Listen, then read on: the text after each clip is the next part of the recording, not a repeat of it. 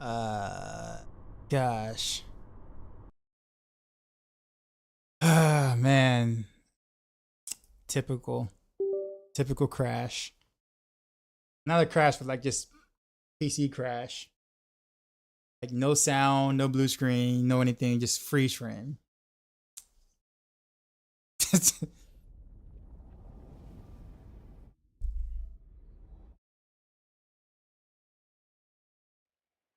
I've always seen this happening to like the smaller streamers, but I never see it happen to like the bigger streamers. It's kind of crazy. Like you never see it happen to like those who are running like subathons or whatever. And like I never had crossbow was apparently illegal. But I swear, man, like no matter like I never have any issues. I don't have issues.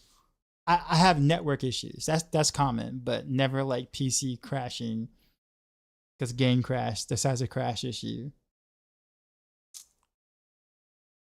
I gotta fix the camera now though. Not until this patch, of course.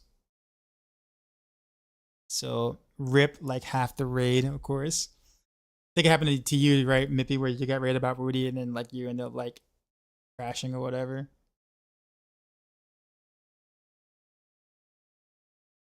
It's just like, man, like seriously, man, like bruh.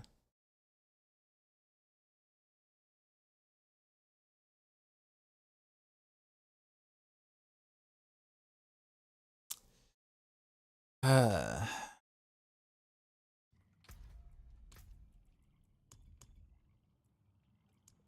yeah. What I was saying, maybe I think, is like I guess I don't really have the desire to like min max like or like grind min max right now. Considering that there's patch coming pretty soon that's gonna make that a little easier for one. And I guess for two, uh yeah, I don't know. I'm not as like motivated. Even when I'm not doing mechanical stuff. Like I look at the stuff, I look at my like whatchamacallits and I'm like, I know I need more, you know, stuff. Like I know I need more of this. I still got a decent amount of iron chunks or whatever left, but it's just like I'm not as motivated. It's like I'll get it when I get it, right? Because it's like get 8 out of 12, 8 out of 12, 8 out of 12, 4 out of 12, 8 out of 12, 8 out of 12, 8 out of 12, 8 out of 12. It's like, I don't know. 8 out of 12 up here. So it's just like, I don't know. And I lost my whatchamacallit, didn't I? Freaking,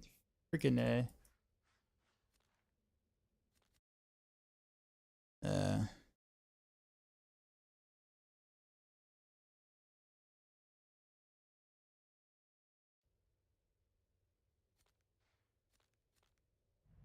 it's gone. What a jerk. No opals for me then. Okay. Alright, I guess we're back to Nightmare Dungeon then. And no opals. Actually, you know what? We'll switch it up. We'll do some Curious Undercity, I guess. It's also a Whisper. Has every Diablo season been this buggy before? Kind of. It's just different bugs. You just never know which set of bugs you're gonna run into, basically.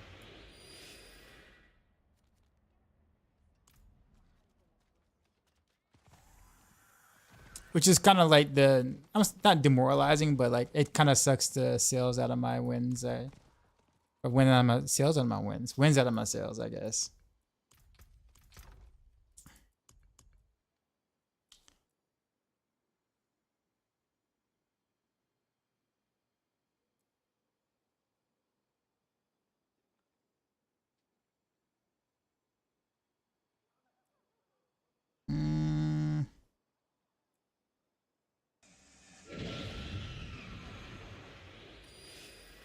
Should do some ancestral legendaries, why not?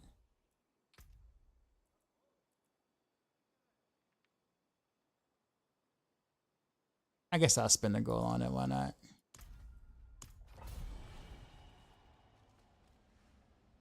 Did I play launch? Of course I play launch. Of course I play launch. Oh no, my crossplay is disabled. Like I crashed with that disabled, sir.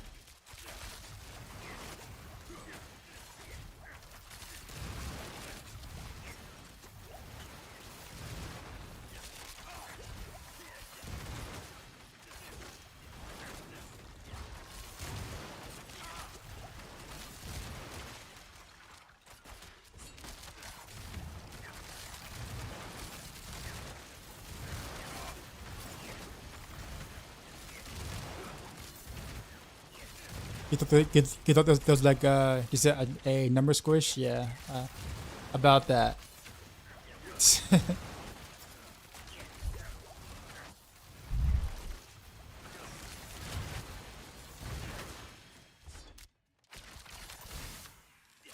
How do I have holy bows permanently? It's Tyrio's might. Tyrio's might chest beats. That's all. And it does 0 damage. It's just cosmetic, so it's not even really a thing.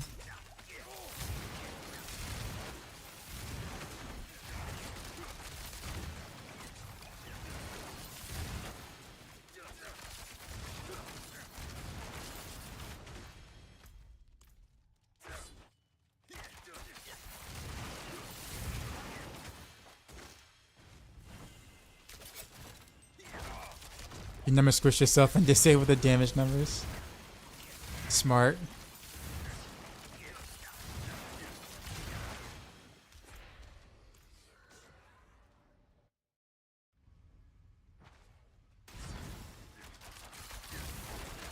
Mika.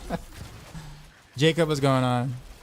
Will Thursday's fetch fix preparation in regards to Dance of Knives stacking? Yes.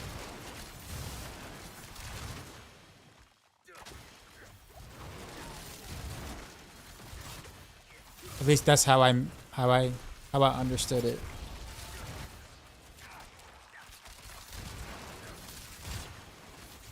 Well, it's not stacking, but charges. I'll put it that way.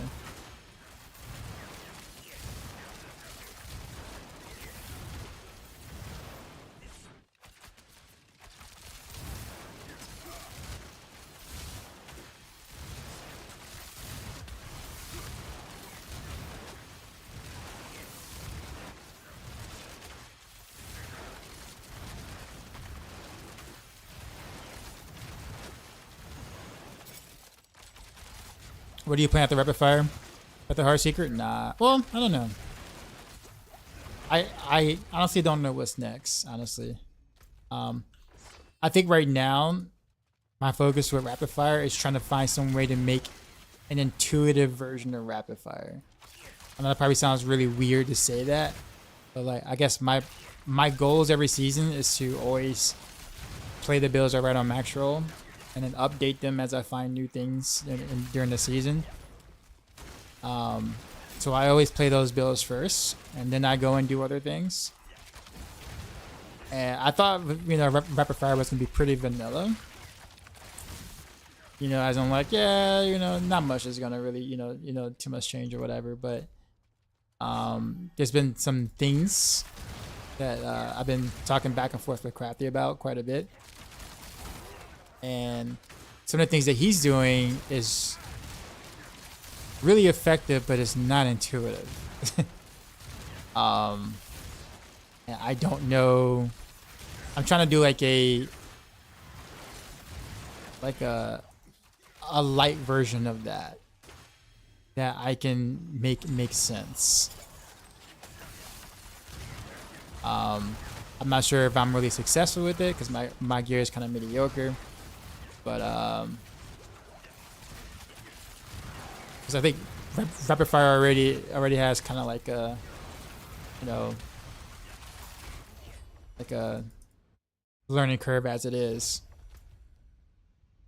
Okay.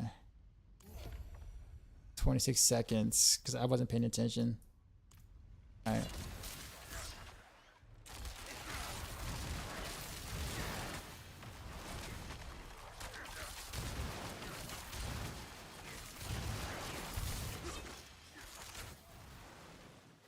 Wait 4 seconds.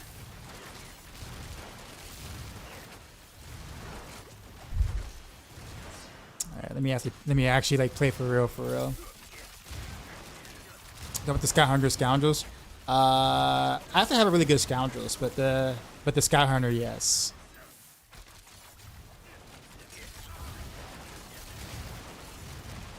Like this one's good, but it rolled like really low on the projectile chances, like practically a min roll, and that really like screwed me. I don't have 100% projectiles, even with rapid fire on my sword, which is actually hilarious. Cause that's how scuffed my gear is, maybe. That's that Woody gear basically. Said music is on point. Thanks, man.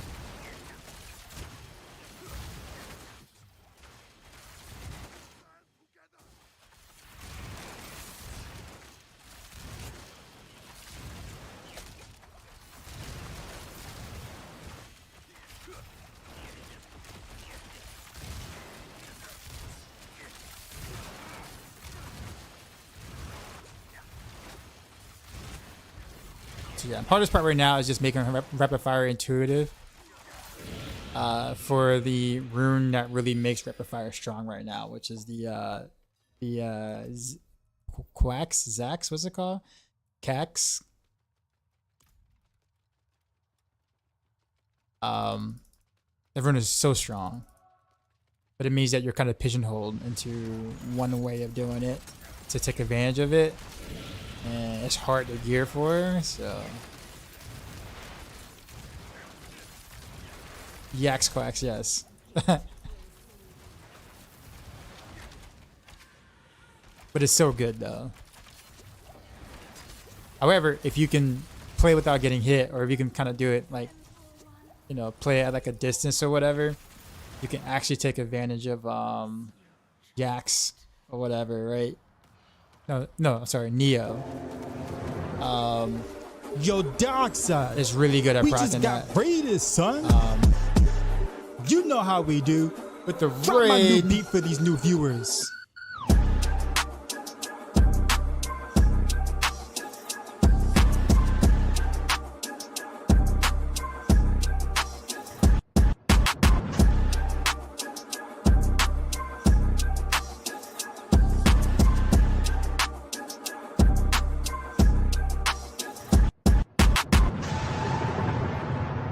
Sheezy out. What is up, Indie Gaming Dad? Indie Gaming Dad raided my How's it going? stream with 15 views.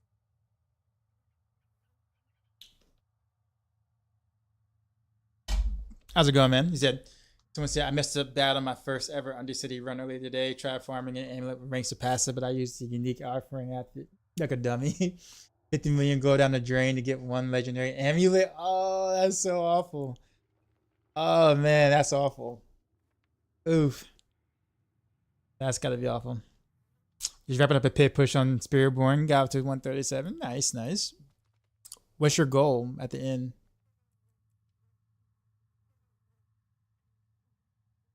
That's a terrible amulet.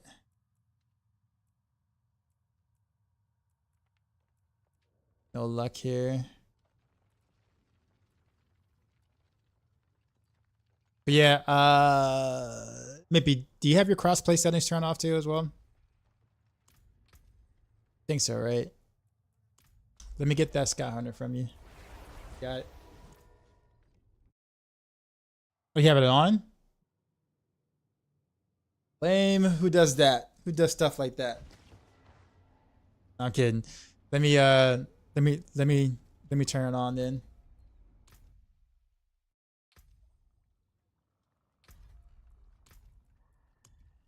Maybe you must have them things.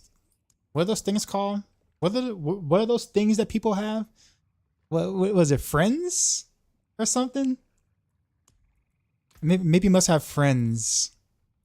Yeah, he wanted to try to keep his crossplay on. What a weirdo. Who has those? What is a friends? That beats me, man. But I can imagine that's the only reason why you would keep crossplay on, right? You can eat it.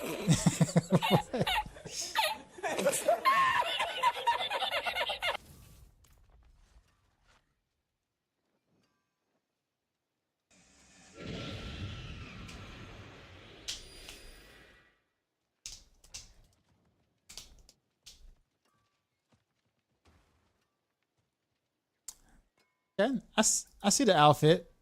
I see the outfit. Looking pretty snazzy there. Maybe with the transmog. I'm gonna give you 1 gold for that, okay? 1 gold. I appreciate you.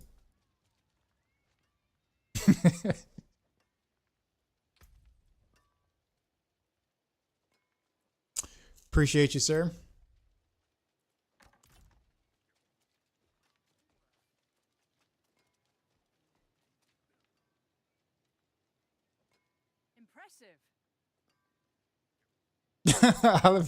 Parallax is dead. Isn't that a good thing? Is someone asking about pushing with this build? What's the mass pit you run with this build? I haven't done any pit pushing at all, but Rapid Fire has cleared up 103. Friends, never heard of it. Is it a disease? Maybe, I don't know. If that's the case, I don't want to find out. I think I think I'm good on this side of the realm, on this side of the spectrum here. We'll try a couple of more cuirass just to switch up content. World boss in 3. I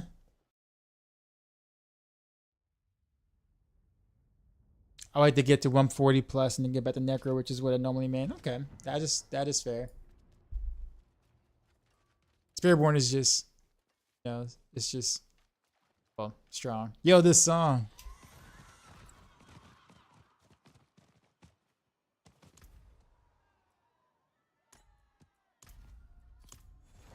No, I didn't mean to do that. Oh well. I meant to add the whatchamacallit to it.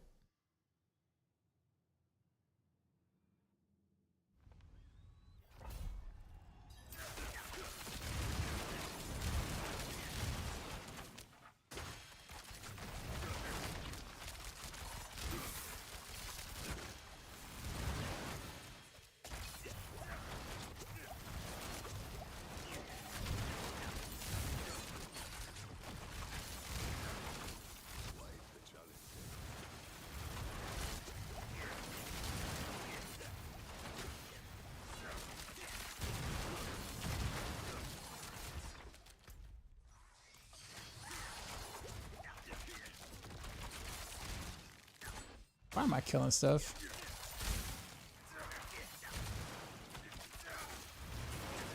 I just can't help myself.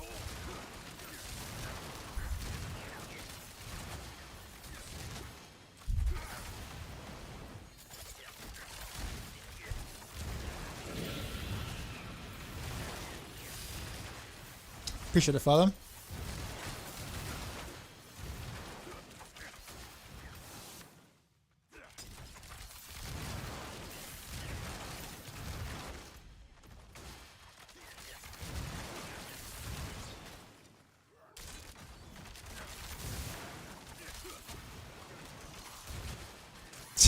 Stone Mage.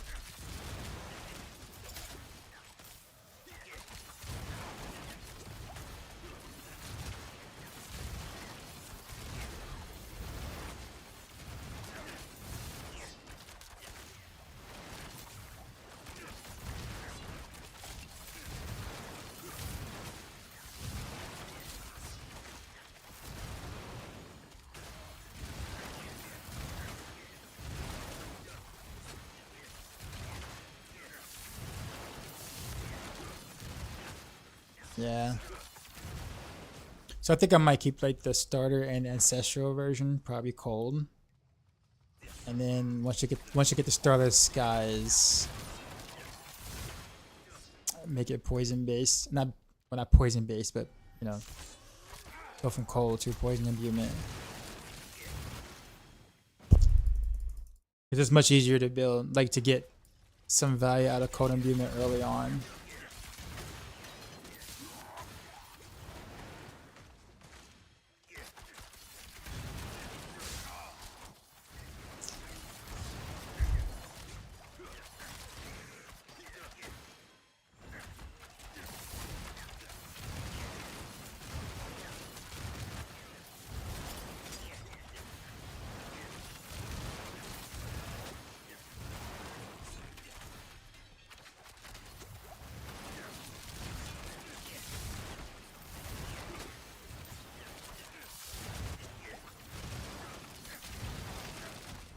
Oh, by the way, Craft, are you there still?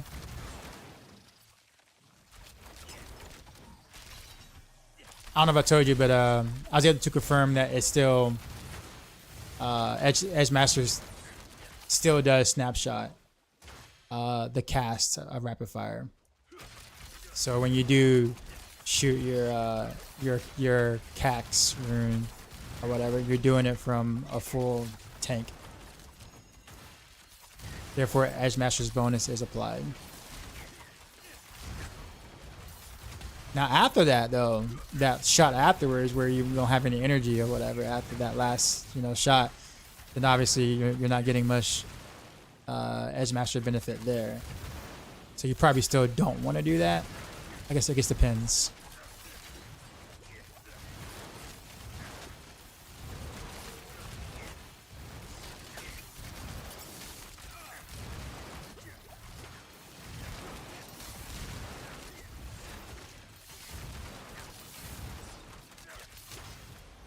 I'm not doing it. I'm like literally like doing like full clears on this thing. I guess I'm just like on autopilot at the moment. I see things, I kill things. I got like 9 seconds left. You know what? We're gonna not do that. 3 seconds, cool. Alright. And 1, 2, 3. Actually, I'm gonna wait till I get one more charger dash. I guess this makes it more intense, right? 1, 2, ready, go. Go.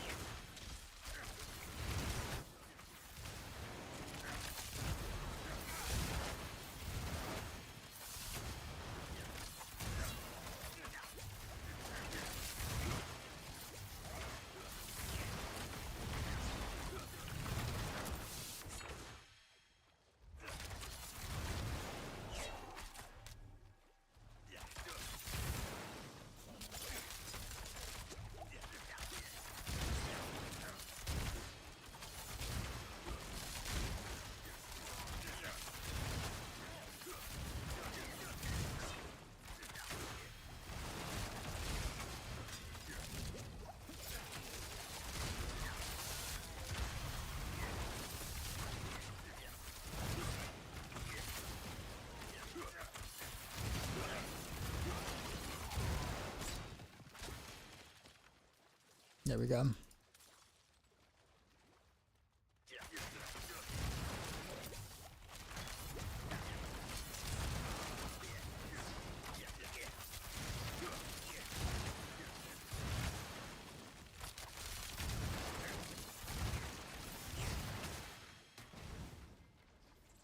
You said, what are you watching? I didn't get all the whatchamacallit. Oh well.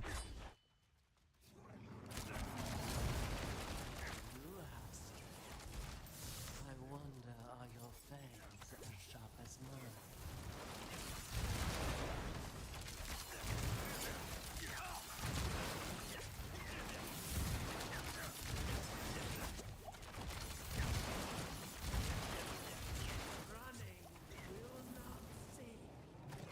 Oh, she lived? Embarrassing.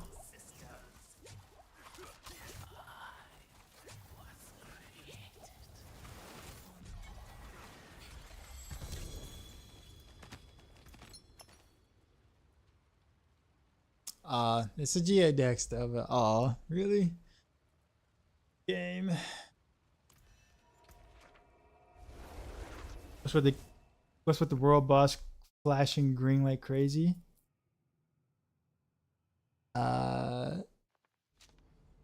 Which world boss is that? RG's rewards not guaranteed.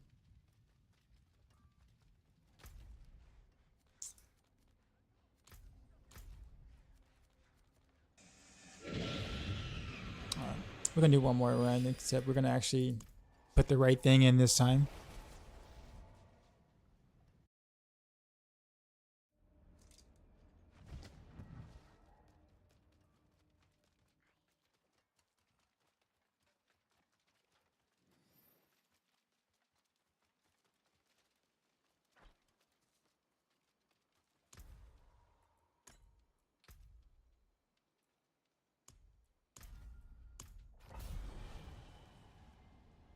Richard and Darius puncture road this season? No.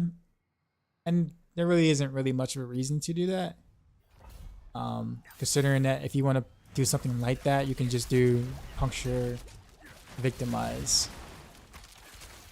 What a lot of people may not really truly get is that victimize is legit andariel is just without the dot, the poison. It's technically the same thing. You build it almost the same way. It has the same AoE proc. It's just got an internal cooldown, but so does andariel's now too. So for like those who really like the andariel stuff from the previous season, literally victimized builds are pretty much that.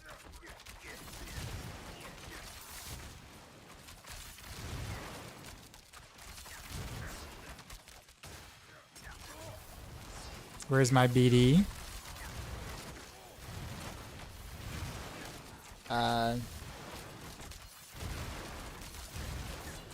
Guess I'm trying to find the context of like BD.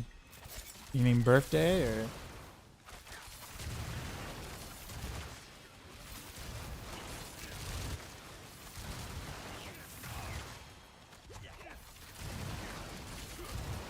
Is Rogue's strongest build really Dance of Knives? Depends on the content. So for example, if you're looking for the fastest speed farmer, then yes, Dance of Knives is that.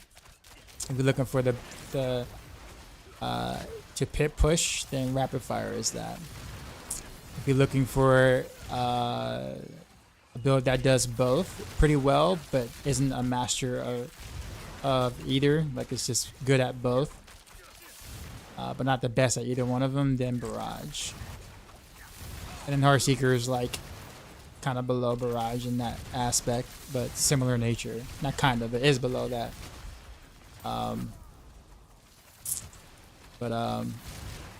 It just depends. With that being said, also Flurry is pretty good too. Ironically enough, like rogues have quite a few. What am I doing? I swear. Can't remember this is not pit. I actually need to like pay attention.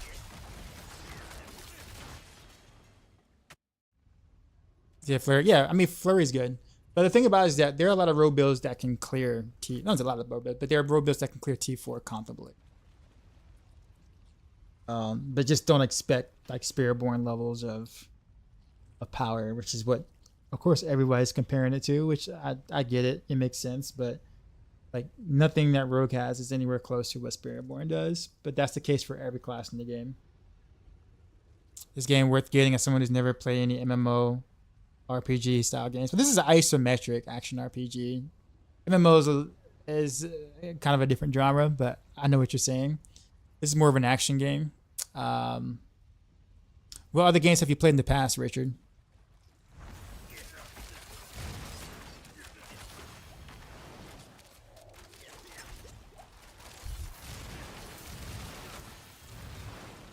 why I'm kind of trying to still in the game. I don't know. To piss you off. It certainly pisses me off whenever I accidentally click on one every time.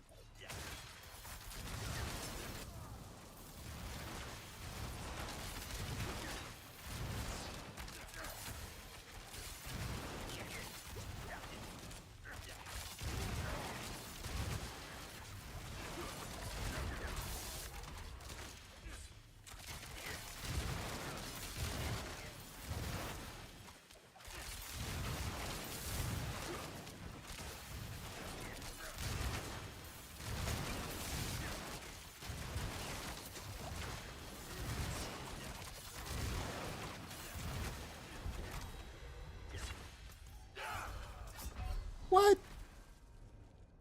Slain by my mercenary. Wow. A mercenary backstabbed me, y'all.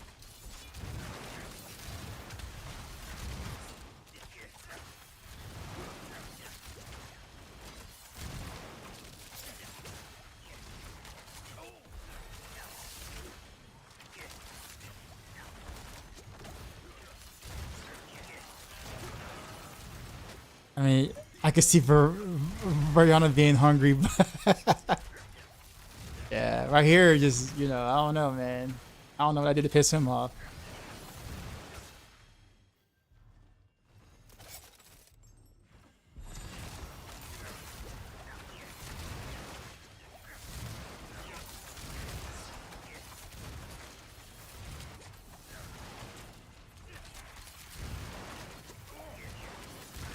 Can I clear this in enough time? There we go. 6 seconds left. Alright, what we got? And go.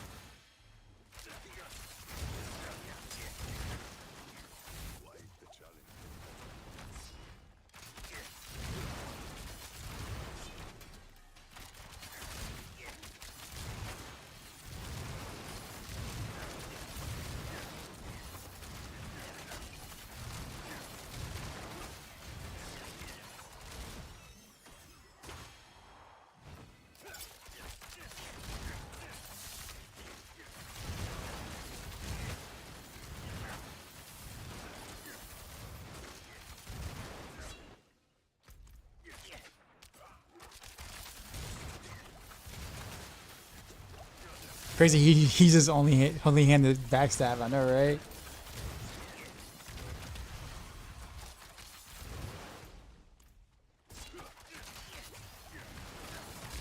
This is me cutting it kind of tight. But I'm gonna try. We're gonna go this way.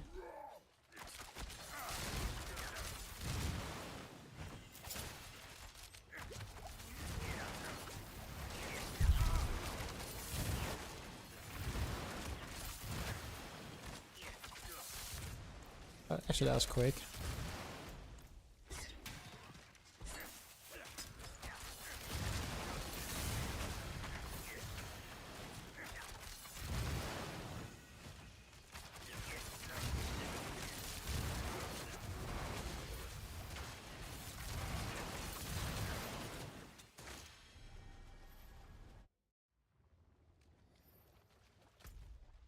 I still didn't get the 4, but alright. Wasn't it the bug poison explosion? Probably. But I think it's way more fun to play out the idea that a mercenary backstabbed me, because that's what the game told me it did. Is the expansion worth it? I think so.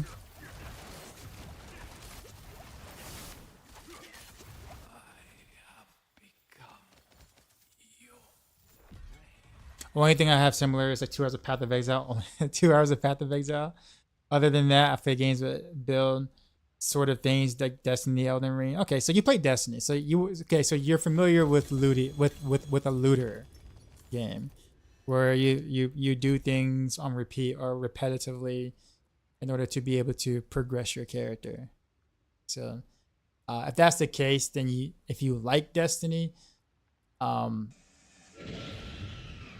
type games like that, I think you would enjoy this. As long as you understand what you're getting yourself into.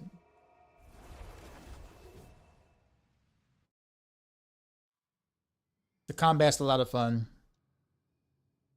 And now is probably the best time to get into the game because, oh man, I can tell you there's been some rough seasons in this game.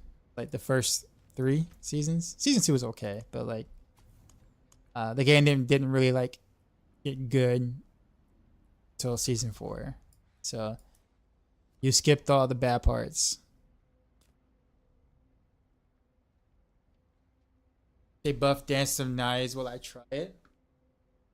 They played in the View version. I mean, I do plan on doing a little bit of it like later. Like it's probably like the last thing I'm gonna do on my Rogue before I play Spiritborn. It's really not about whether they buff it or not. It's just a matter of like I'll still play it for the sake of playing it.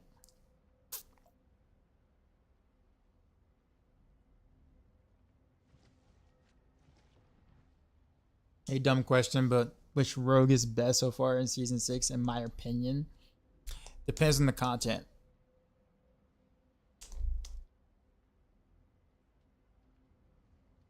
If you're talking about speed farming, if all you're trying to do is speed farm, get gear super fast, Paragon level up really quickly, do crazy Aether runs in front of hordes, etc., Dance of Knives is the way you want to go.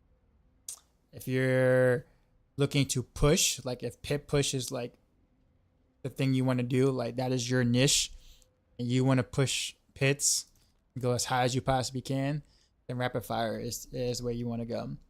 If you're looking for a build that can do both, but isn't the master of either one of them, but does them pretty well, then you want to play Barrage. And then Heartseeker is kind of somewhere in the middle of that, but below Barrage.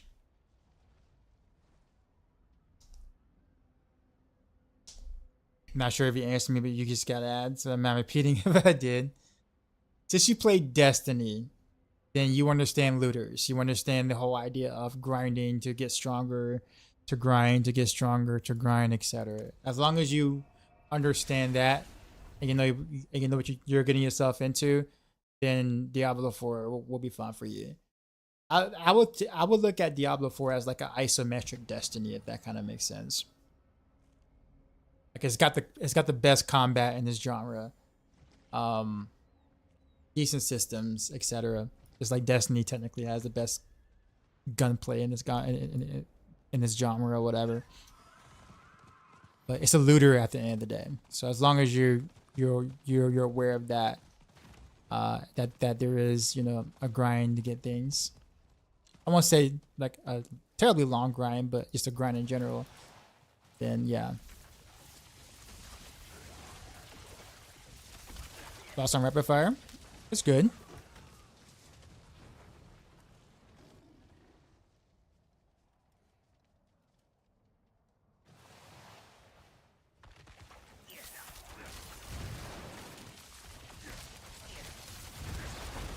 Thoughts on koalas?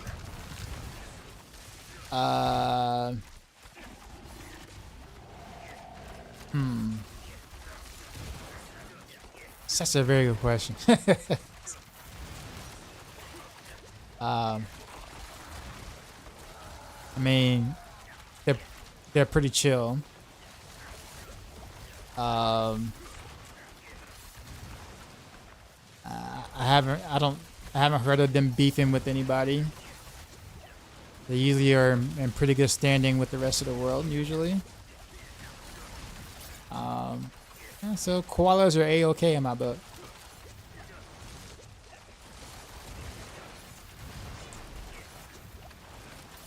Rakonauts Wake a good alternative to Tyrio's Might until you find one? Yes. Most of my ancestral setups in Maxroll generally includes either a Rakonauts Wake or Yin's Blessing until Mythic version taps in.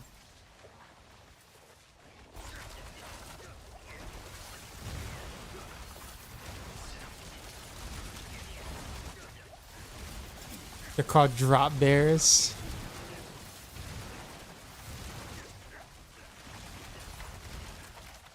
Got a question about volley build. Can you help at all? I know you rogue guys. I know surface level Spiritborn stuff. Like surface level. I'm getting all like too deep into the mechanical part of things because I don't know that I don't know that much. I could tell you some surface level things.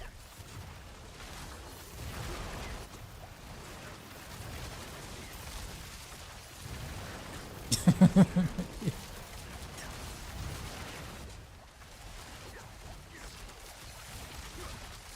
people use Ragnarok just for the resist all? Yeah, pretty much. Best bossing rogue.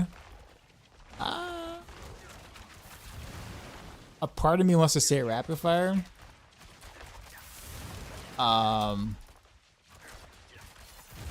But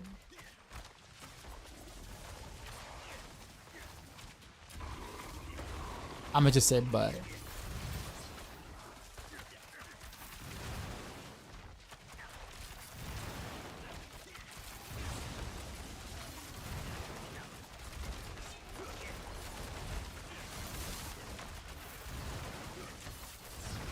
I guess the thought is that like there is, I think if you do Fist of Fate on rapid fire for bossing, then I would say rapid fire is the fastest. The reason why I say that is because Fist of Fate builds naturally will stagger a boss quicker, and thus therefore will cut off a couple of seconds of the boss time. So the longer it takes for you to stagger, the longer it's going to take for you to kill the boss. Because you're not going to do enough damage to the boss until you actually stagger.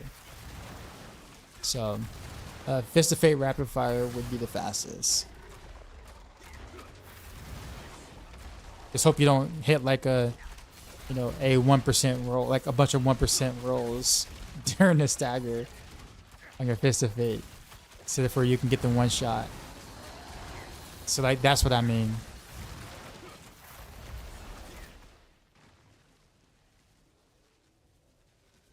But with that being said, I mean there are a lot like Barrage Rogue. Honestly, is actually surprisingly fast. Heartseeker is not bad. Dancer's Knives is actually like surprisingly fast too, with really good gear.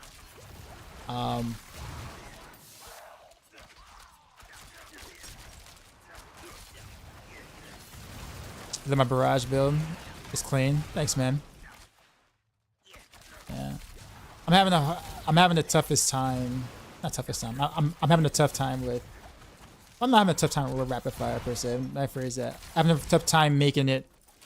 Like I'm gonna do a video guide on rapid fire that I'm probably gonna post in the Maxroll guide or whatever. But I'm fighting myself with how intuitive am I going to try to make this for players, because there are ways to do it that are like, you got to be good at rapid fire, like really good to kind of pull some of this stuff off.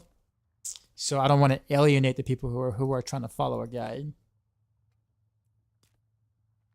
which is kind of my concern at the moment. So there are some good builds. So are good variations of versions to do this with. But I also know the audience, whereas like I don't want it to be one of those things where it's like only like 5% of people can achieve said thing. Then what's the point of the video, right? So I'm struggling with that because it's like, I want, people to have the output and feel good. The output and feel good. I put it that way.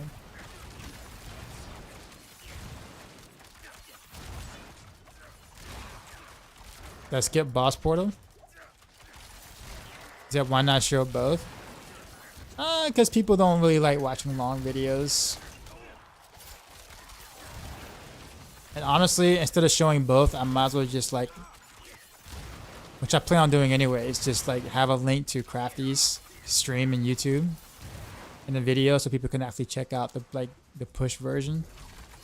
And they can actually see that in person, in a sense. with the actual good gear because I don't have good gear.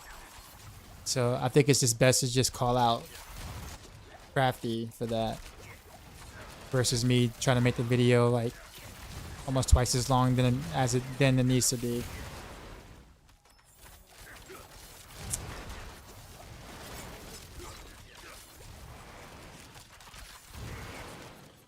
Not to mention, obviously, he's like a huge inspiration. So, kind of makes sense to give him a shout out and a call out for that.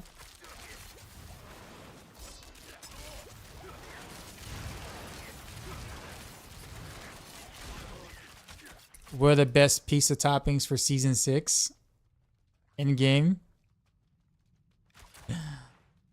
Best pizza toppings. I mean, bacon. I mean, you gotta have bacon.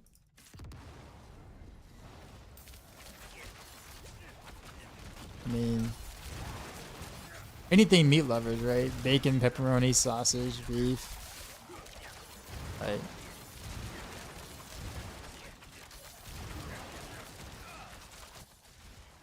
the moment you start putting like vegetables on pizza, you lost me.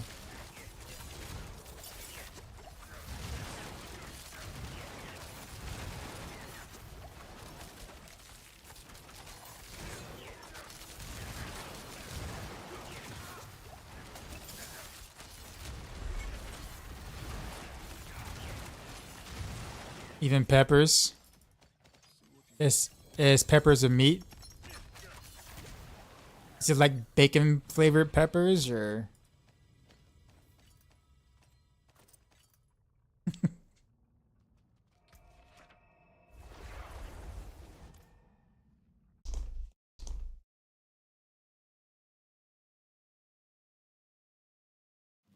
Buffalo chicken. But does he plays bangers like this on his stream? Honestly, I usually listen. I have him list. I listen to him on like the background. I don't think his music is really loud, so I honestly don't even like remember what he plays. But I have him on like my second monitor when I'm usually doing something during the daytime. So I'm more listening to what he's saying than what is being played on a stream. So I can't answer that. But what I will say is that you will learn a hell of a lot if from like in terms of Rogue, especially if you like rapid fire.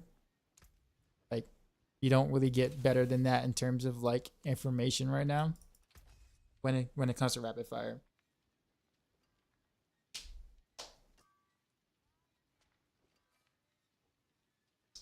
I'm gonna be honest. I kind of fell off a lot after season 3. I think when it came to rapid fire, it's because I didn't really too much like Scoundrel's Kiss at all whatsoever. So I barely played any rapid fire season 4. I played a little bit in season 5. So like I don't even know if I can call myself a rapid fire vet anymore. Used to be. Or I guess you could say I'm a has-been. I'll put it that way. I'm a has-been that kind of keeps up with it every now and then. But ever since the Scoundrel's Kiss was introduced, I just haven't had much interest in rapid fire like I used to.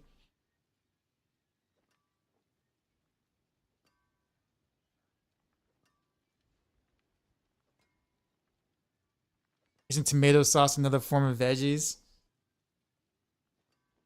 You know what, Blenda? You got me there. You got me there. I guess we could switch the tomato sauce to Alfredo sauce, right? Doesn't have to be a tomato sauce. Just saying. Although I would prefer tomato sauce, though. Speaking of which pizza place do you guys think had like the best sauce for pizza? Like the best base sauce? Because I mean, a pizza isn't great without a good base sauce. Meat sauce confirmed. White sauce or ranch? Ketchup.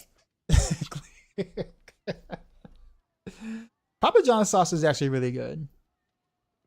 Papa John's pizza sauce is good. I actually didn't like Domino's pizza sauce until like the recent. It used to be trash, and I started doing like a little bit of their New York style pizzas or whatever like that, and they're actually pretty good. The sausage is actually not bad. It's not Papa John's sauce good, but it's decent. Fair size, yeah, yeah. But Papa John's garlic sauce is like a 10.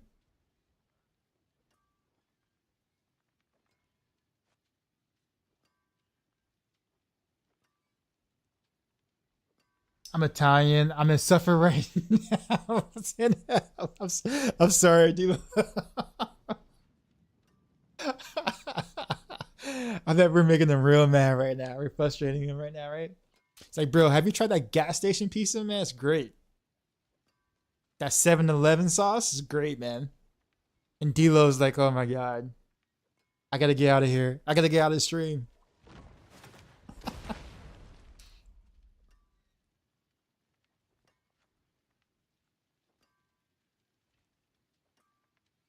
You guys have a Godfather's? I don't have a Godfather's near me. I wish I did.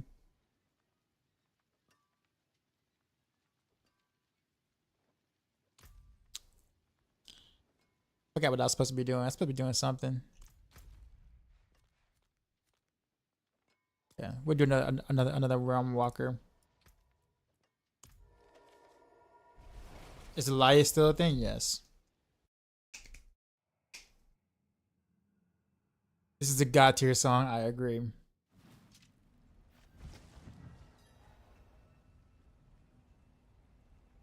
Dude, listen, funny fact. I went to US, and for the meme, I tried out some of those pieces. One of the biggest regrets of your life. Not gonna lie. I mean, you just as long. I mean, as long as you didn't try, like, well, I guess you probably tried a chain piece, didn't you? But yeah, I mean, I never been to Italy. I don't really know what a real pizza is, I guess. So, which I guess is a good thing, because if I ever had the experience you've had, D-Lo, then you would ruin pizza for me forever. Have you ever heard of Casey's gas station pieces? No. Hello. Quick Trip pizza? Quick Trip is actually, honestly, Quick Trip is actually starting to become somewhat legit in terms of like food. I mean, it ain't like great, but it's like much better than what you would expect from like a gas station. You know what I'm saying? Like even like their little sausage biscuits or like that combos or like that, like really good, and like it's cheap as hell too, man. Like, get myself like 2 sausage biscuits and a drink for like $2.99. I'm like, what? That's that Costco price right there, man.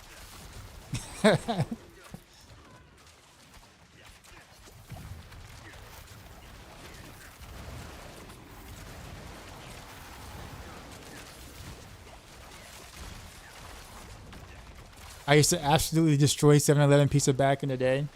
And here you are, living to be able to tell that story.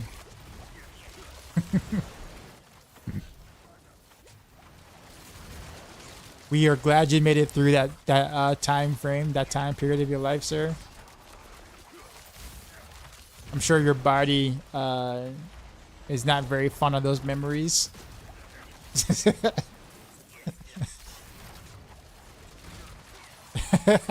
It's behind you, literally. Yeah, I'm sure. It's long gone in the sewers, right? Long gone. Little Caesar's cheese bread. It says, so true story. The gas station by my house has legit wood fire pizza. It's a gym. Dealer says we also have comfort weird pizza in Italy with weird sauces and things like that for the base texture and flavor. That is evil in the United States. He just called out a piece of evil. I don't blame you though.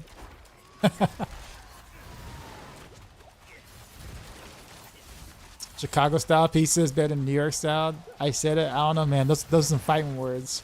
I'm from New York.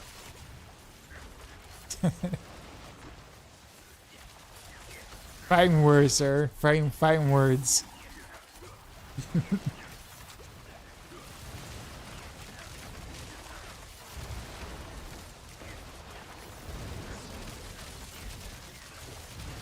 It's okay. Detroit pizza is better than Bo. Also some fighting words.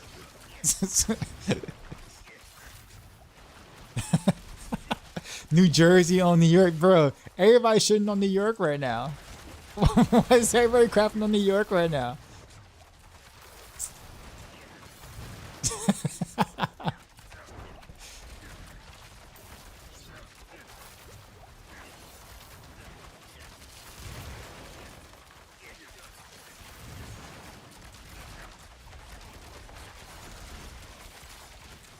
Microwave pizza wins. Ooh. D-Lo has left the chat. D-Lo has left the United States.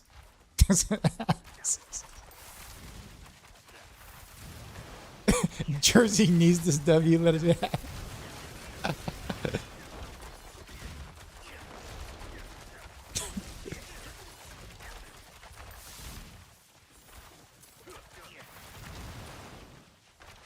And then Mippy chimes in. Mippy, get out of here with that authentic, real stuff, okay? All right.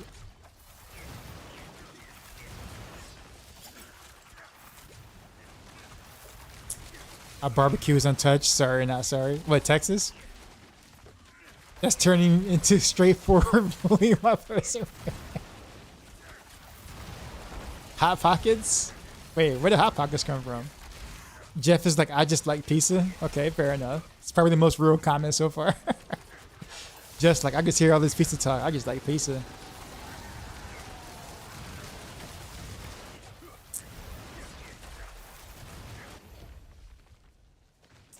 We took what Italy did and made it better. This is America. I'm going to pretend I did not read that.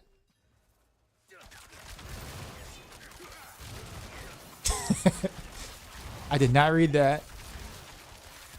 I have no idea what this guy is talking about. He does not represent all of us here. And I'm kidding.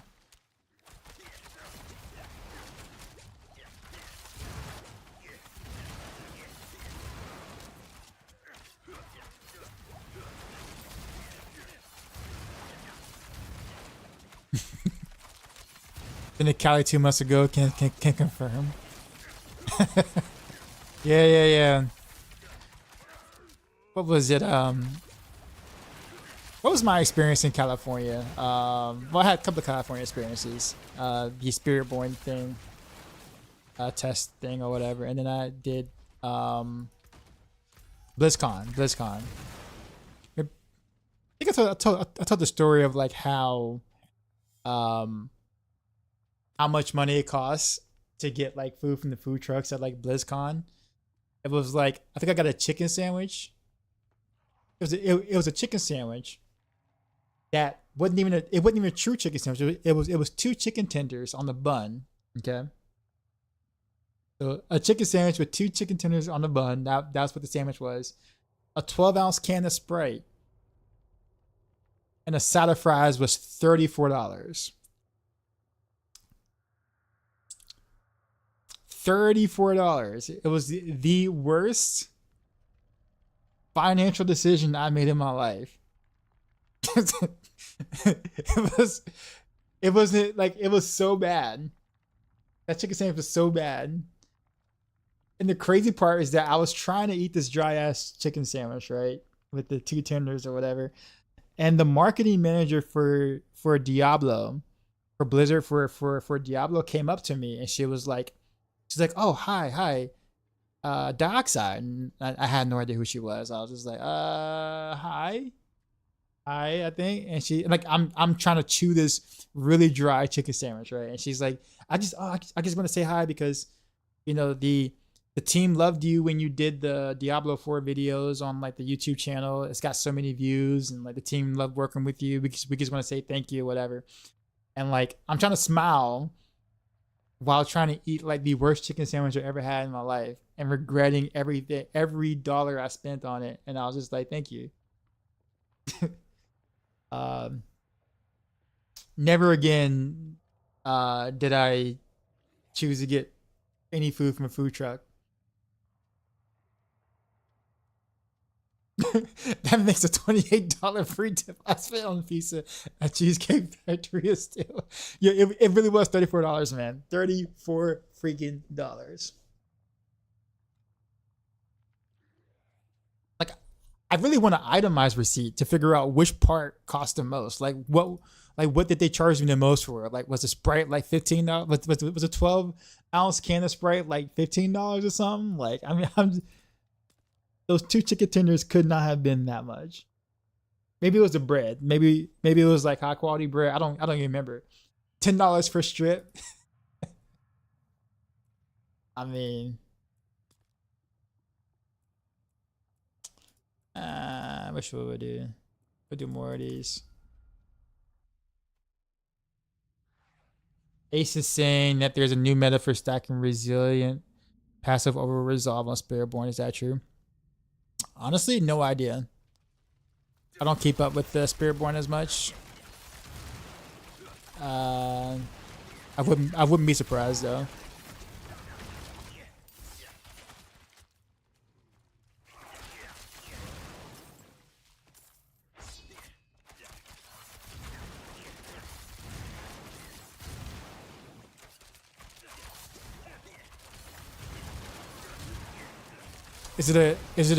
Is it a crushing fist thing? Crushing fists? Crushing hands?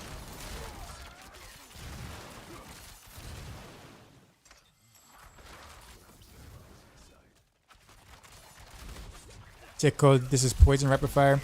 I mean, I hate to call it poison rapid fire because you're really not poisoning anything. Like the poison is like the poison is doing no damage. You're just doing it just to keep it, just to have something imbued for Eldra's Bounty, Alchemist,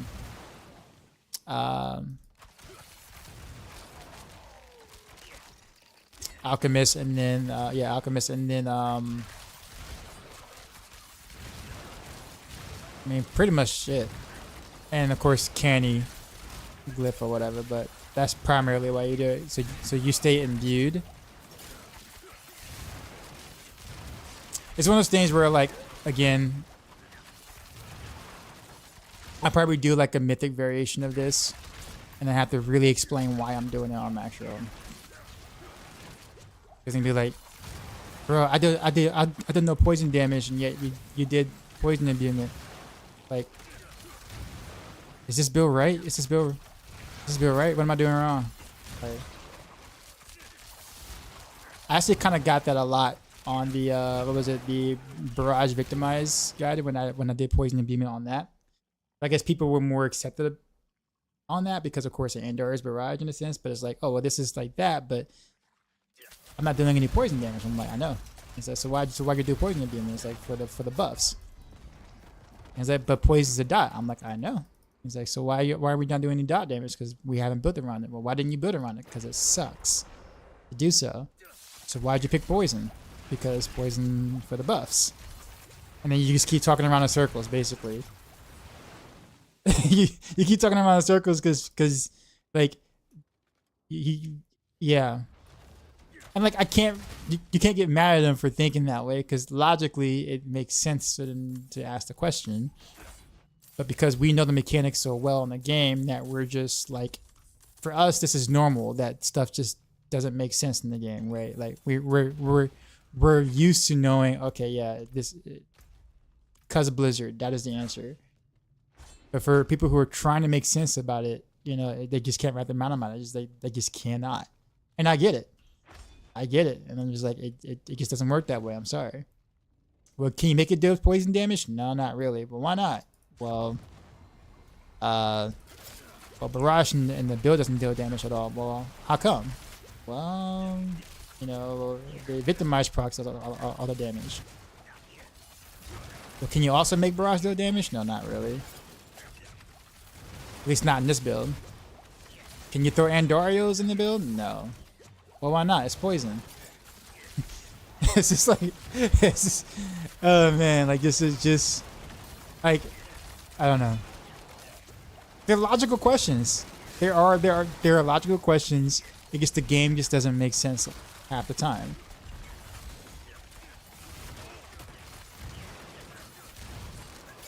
Yeah, it just doesn't.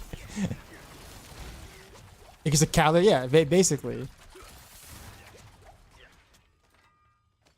My favorite is Shadow Clone every time. How can I run a Shadow Clone? Because it does no damage.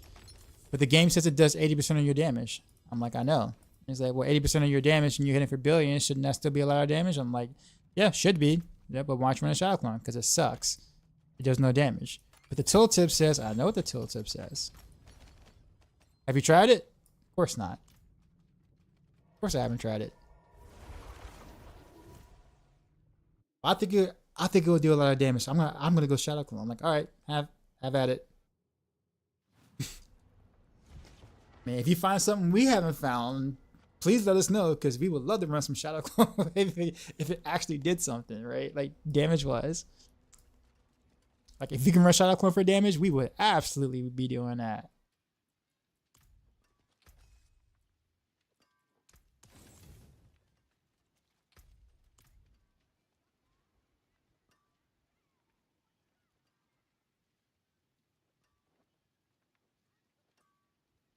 Just join stream. How's Rapid Fire feeling?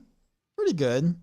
I'm trying to make a feel good variant or version of like the more of the try hard setup in a sense. Like this is more so of like Crafty's design in a sense. I took a lot of inspiration from that. And I'm kind of back and forth between doing it with poison and doing it with like cold plus shadow. I think cold plus shadow has a place for like speed farming up to a certain point. I just think poison just feels better. You don't have to juggle nearly as much, for one. And then also you have the uses of Starless Sky, so your Cax rune doesn't like completely just jip you whenever you use it. Like on cold is very difficult to do. You cannot do Starless with cold. So you can do it either way, but poison makes a little more sense, but poison is also a little more gear dependent. So I guess in my mind right now, as we're on the stream doing what we're doing, I'm kind of like running through my head how to simplify said thing. Because I do want to make updates to the guide, obviously, from, you know, with different findings and stuff, but I'm just trying to figure out the most intuitive way to do it. And that's kind of been a challenge so far. Is Shadow Clone still in the game? Well, we call it Shadow Clown. Which, yeah, I mean, that's you can actually click on it. I hear Shadow Clown actually does emotional damage. Like I hear the mobs kind of get like enraged, like they get more aggressive because they're pissed off that you even bother to even pop Shadow Clone to begin with. So yeah.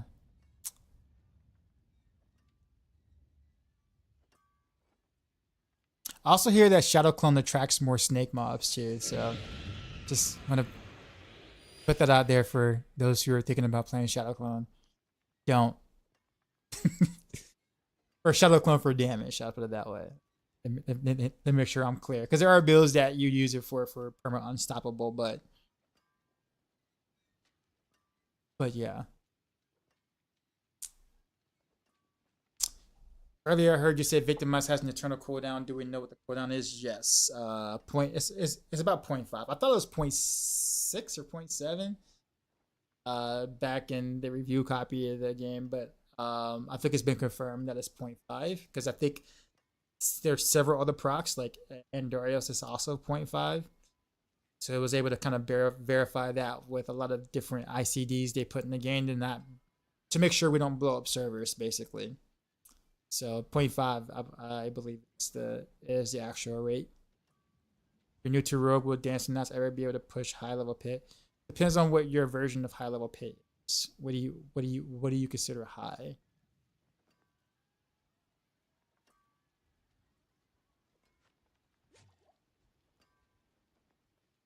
And you also got to make sure that you make it relative to the gear level you think you're going to be able to achieve and farm at the same time. How do you keep your energy up when using Shard of Arathio? Innovation ranks. I'm just enjoying leveling with it. It's a really good, phenomenal leveling build. Yeah, but like I said, it just depends on what you call high. Because Diablo is not like a good push build. But I mean, you can clear 80s, probably up to 90 with like extremely good gear. Dance of Naz. So I guess depends. Like I said, that's why I say it guess depends on what you consider high. And if you're planning on doing that, I think that's probably the biggest question I have to ask. Is like, people might know, want to know how high can this push, but then realistically, are you going to actually try to push that high? And usually the answer is no. But Bill Rogue leveling, you got plenty of options. I think Dance of Naz is the best for leveling for sure. Can be a little tricky to play initially, but it's the fastest leveler in Rogue.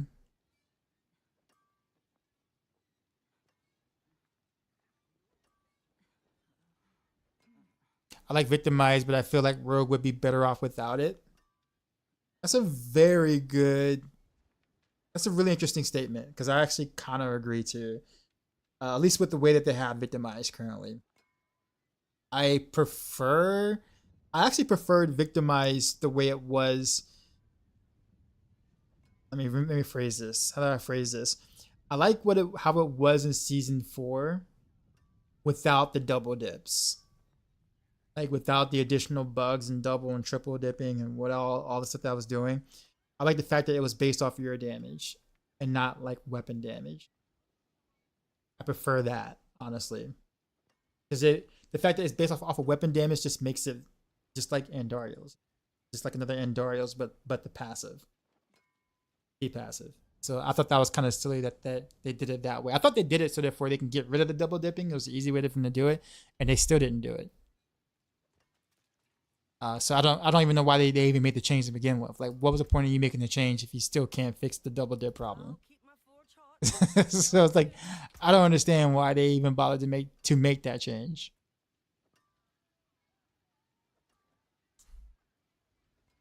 What are the classes where you play when you're done with Rogue, if any at all? I might do Spiritborn.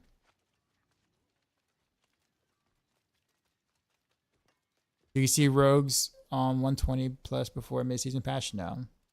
No class is gonna do 120 plus before mid-season patch. Maybe a Necro. I mean, maybe, but I doubt it. Said no, Rogue is so weak season 6. Well, I mean, if the standard is 120 plus, then basically all, like most classes are, if not all of the classes are in that same build though. Right? I mean, I'm not saying that Rogue is strong. I'm just saying that like comparative to like what Spiritborn will be doing, which is 120 plus, every class is weak. Spiritborn is very close to doing 125 now. You mean they've already done 150?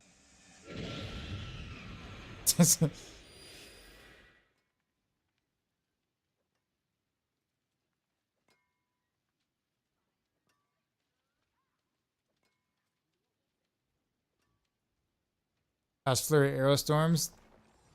Well, Flurry, like you mean flurry arrow storms together?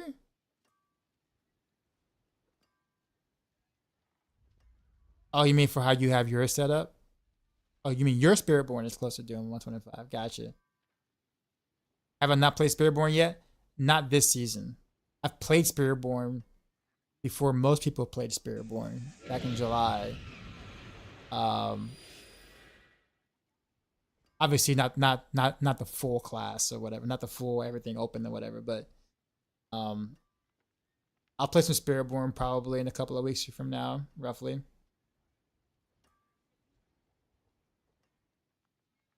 Lift runes need a drop buff. I think there's a way to make a massive imbuement damage build using alchemical admixture. Initially, there was some theory craft around poison imbuement with that scaling really well. But the glyph nerf all around kind of really killed that. So the answer is no. And you can only really do it with poison. You can't really scale shadow that way. It's just nowhere near enough. And cold imbuement you can't scale at all because it does no damage. At least the initial base cold imbuement does no damage.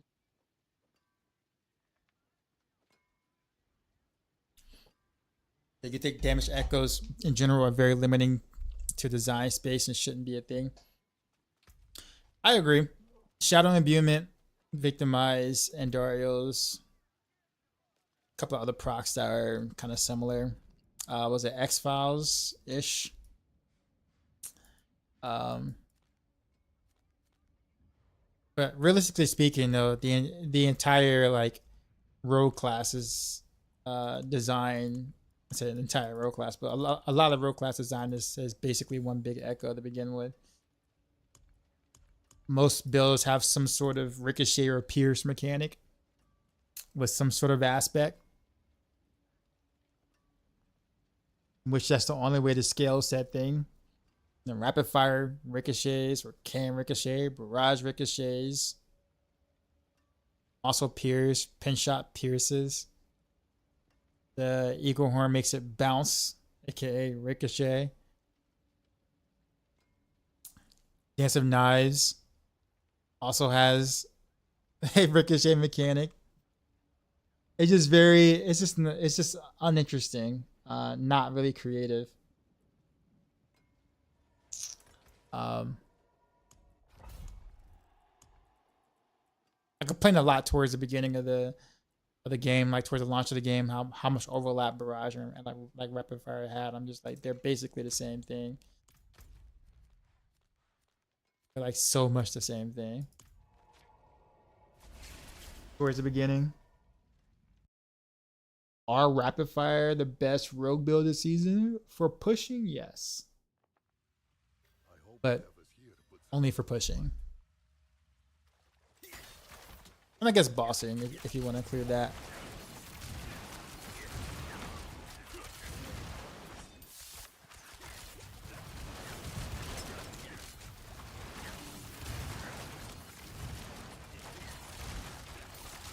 Mr. Flurry rapid fire builds from season 2. Yeah, Blizzard killed that.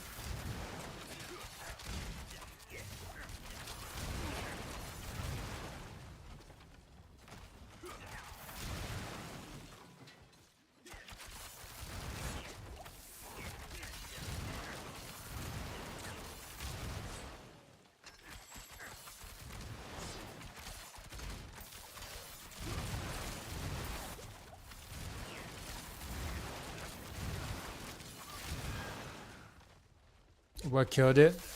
Just they kind of, I won't say redesign the key passives, but they made changes to the key passives, which ended up discouraging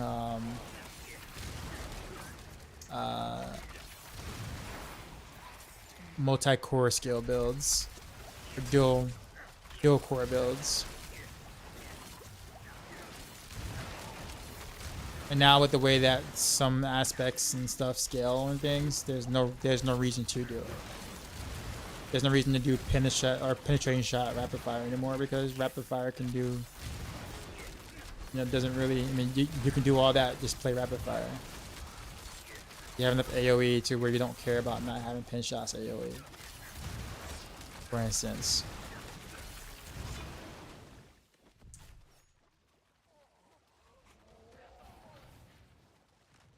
And if you try to do Flurry rapid fire, it's even worse, because now the key passes don't really support both skills in that sense.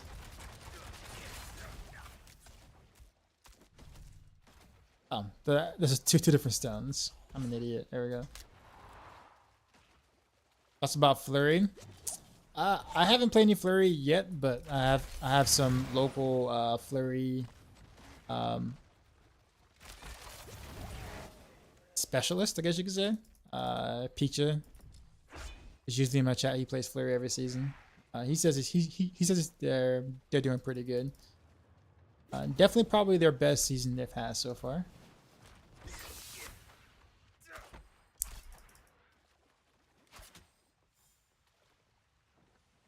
Can't wait till we get a Barrage unique that makes the arrows explode.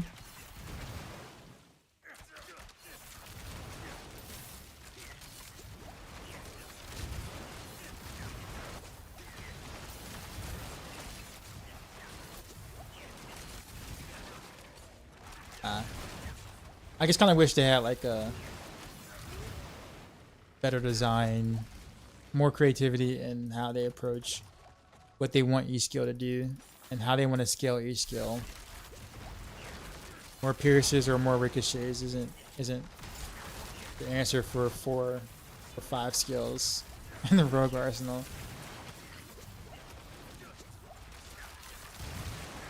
Are they doing close quarters combat? No, they're doing momentum, I believe.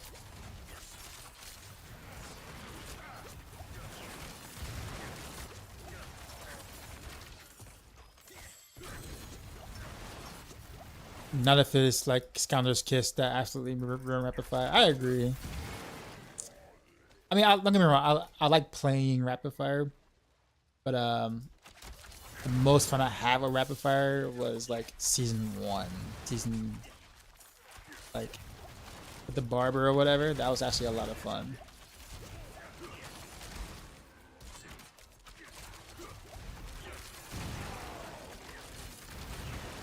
I kissed you.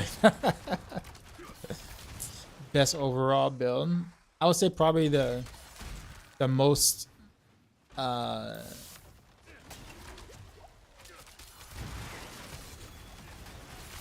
is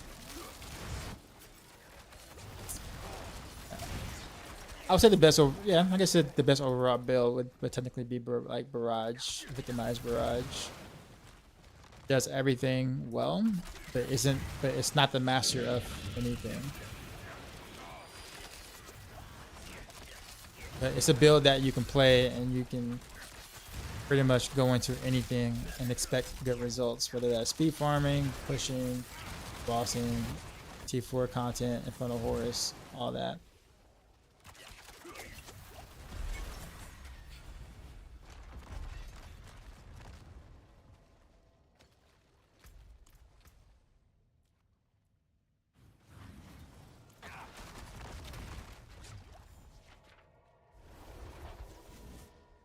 Liz knew that Spiritborn was OP before launch. Hopefully they can turn it down compared to other classes. Well, they're gonna have to at some point. It just depends on when they're gonna do that and how. I think if they're kind of in a really interesting situation, which I don't envy them by any means. Like Spiritborn obviously invalidates all content for, you know, due to various reasons. At the same time, you know, so that makes other people playing other classes feel like they don't really exist, which is, you know, kind of makes you feel bad in a sense, right? Like it sucks that you're not playing, you know, if you don't play Spiritborn, you don't feel like you're really playing the game much at all, by comparison. So there is the idea of fixing the bugs on Spiritborn to bring them kind of down to earth a little bit. But at the same time, people have spent, you know, lots of resources on the current Spiritborn stuff, builds, expecting those builds to perform like they do because that's what happened, right? So, you know, nerfing any of those or fixing bugs or whatever associated with those builds will piss off a lot of players. Understandably so. But leaving it like it is also isn't necessarily healthy because the gap is just too wide. It's one thing being like, you know, one class is stronger than another and it's obvious. Then there's another where like your class, like a class is like 40 plus bit tiers stronger than like the next class, and that is ridiculous, right? Like that's not even like, you know, do you leave that alone for an entire 3 months or like and it's difficult to buff the classes to Spiritborn level, which is what, you know, people are saying, well, what, just make all classes as OP as Spiritborn, but that's giving every class like a 600 or 700% multiplier at the minimum. Actually, probably more than that. You probably need more than that, like a 1,000, you know. No, actually way more than that, actually. Oh, let me think about that for a sec. Yeah, that's actually not even enough. But yeah, you have to buff each class to an enormous amount just to be able to hang with Spiritborn. But then now you have the problem of every class now invalidating all the content in the game, and now you have to make new content or make more challenging content. So now you got to figure out ways to do that for all the aspects of the game. It's just a lot of work going that way. And we never really make any progress because they're spending all their time trying to make everything as comparable to the bug Spiritborn builds, which again isn't really good. Either way, I think Blizzard is in a tough decision, a tough spot to what to do with the game in terms of the classes going forward. It's so easy to buff classes to Spiritborn levels. Well, I mean, not necessarily. I mean, I know like playing armchair dev is kind of fun, but like it's not as simple as just give everybody a bunch of multipliers and then go.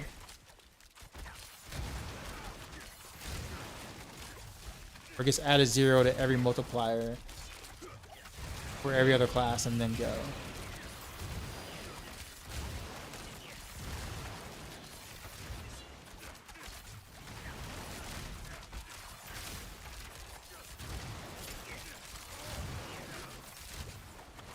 Anyway, why people need to compare their broken class? Everyone's playing basically solo.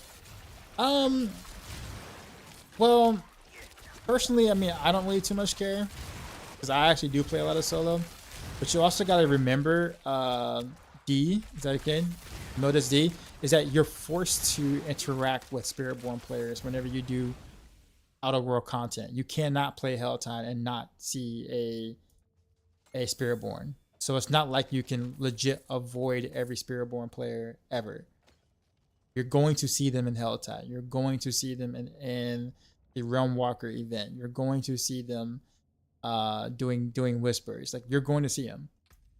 So it's not like you can avoid them. You literally just watch them go by and like thrash everything while you're struggling to kill the very thing that they just one-shotted and then dashed off with. So you're not wrong in the sense of it doesn't really technically, like, sure, there are some content in the game where you can play solo, but you are forced to see the power difference.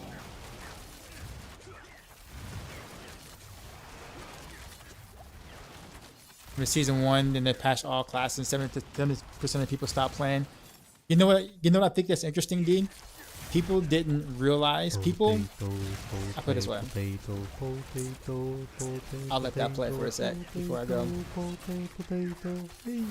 People are so quick to scream and get upset when they see something nerfed without looking at the bigger picture, because guess what?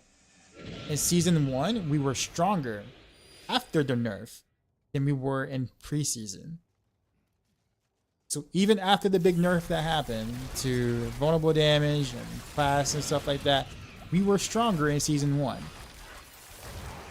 T100 Nightmare Dungeons were easier to do in Season 1 than they were in preseason, even though we got nerfed. But all people remember is the fact that, oh, a nerf happened, screw Blizzard, but yet at the same time, content was easier to clear. So we were stronger, even though they nerfed. But people don't remember that because people are what they remember is, oh, it got nerfed. People did not look at the big picture and did not understand what was actually going on.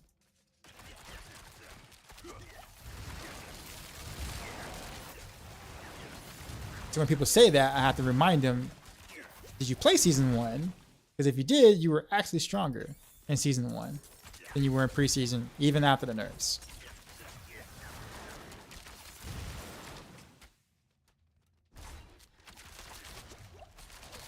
But the internet, if you ask the internet, they would definitely tell you, oh no, that ruined again. That ruined again. Everyone was so weak, my build was so weak, blah, XYZ.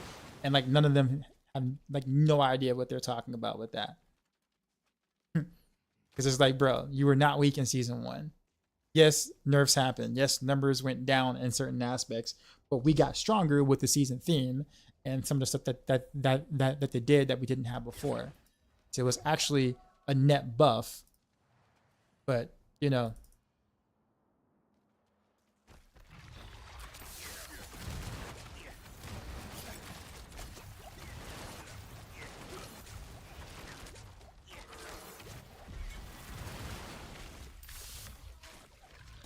said, I'm scared that it would go from S tier to D tier. You mean like Spiritborn nerfs or whatever?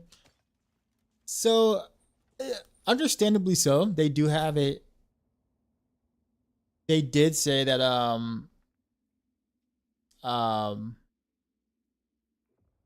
it did. I'm saying that it did say they do have a tendency of sometimes over nerfing, overreacting. But they've done better with that in the recent. I'll put it that way. Like they did like when they nerfed or fixed Ball Lightning, the following season Ball Lightning was still good. It wasn't OP, it wasn't like completely broken, but it was still good. And like it wasn't like a D tier build, it was still good. It just wasn't broken. So you have people who were just like, okay, that's reasonable, and you got people got said like, well, if the build's not OP, I don't want to play it anymore, right? And that's kind of like the loud minority on the internet. I'll put it that way. So like there are times where Blizzard does over nerf, or they do like outright destroy stuff. Like Upheaval is a great example of that for Barb early on. Where like they absolutely just gutted Upheaval early.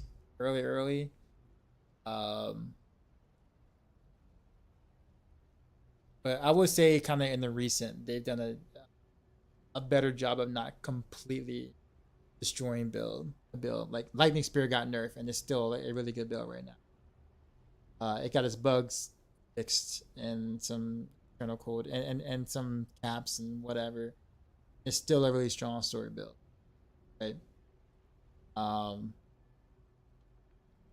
So we can't always say that oh, if they nerf they're gonna destroy, because it's not always the case.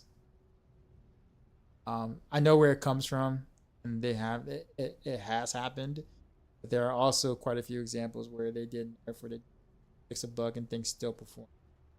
In fact, actually, what is it? Evade Spiritborn right now and still performs. They didn't kill it.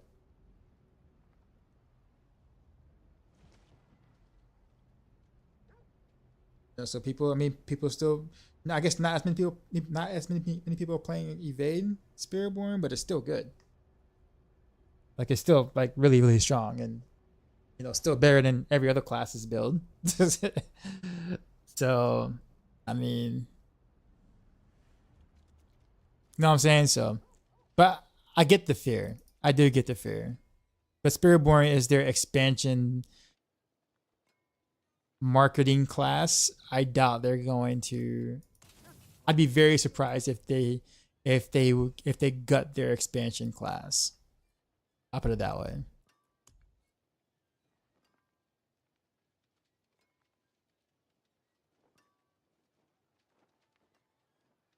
I can't imagine the numbers we'd be seeing right now. Barber was to be dropped this season. Crushing in is really good. They gotta do something because discouraging a lot of people from playing classes other than Spiritborn. Like they gotta fix it, or people will be like, "See you next season," or they'll probably just hop on Spiritborn and just ride the bandwagon. I guess. Solution: give every class that isn't Spiritborn a D3 style set with 5,000% multiplier. That might be enough. Maybe. We don't even know. That might be enough. Might have to adjust the numbers a little higher than that.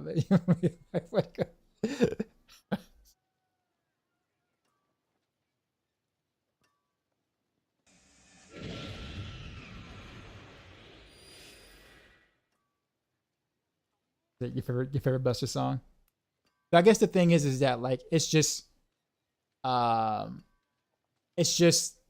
think the thing is that I guess the most important thing to think about is the fact that when people invest resources into something, that's when it feels bad. When something gets bugged or gets bug fixed or whatever, and it struggles or whatever, like that's a real problem in a sense. Especially now that trading is a lot more of a thing now than it used to be in the game. So like there's that too as well, and not that Blizzard really cares about this particular part of the thing, but like there is small parts of real money trading thing going on. So it's like and I'm not saying that it's anyone's fault but the person who chose to spend real money on it, but it's just like it gets a little like the line gets a little like gray for Blizzard when it comes to things like that. But like I feel like if they're gonna make any fixes or anything like that, it has to be done early. Like early. Don't wait until people have like spent a long time investing into said stuff, gears or whatever, and then kind of pull that plug. Which is why I'm like a mid-season bug fix with those things would be kind of rough. If they would have did it, they probably should have did it in like day 2 or day 3 before like 99% of players had any of the gear. Or like made any serious investments. But doing it now would be very harsh. I'll keep my forge hot. Return soon. Or reset. More bear than I thought. They gave me the same one again. So you made a few bucks off the auction house. Yeah. Any chance for a good Flurry build? Yeah. We have one on Maxroll.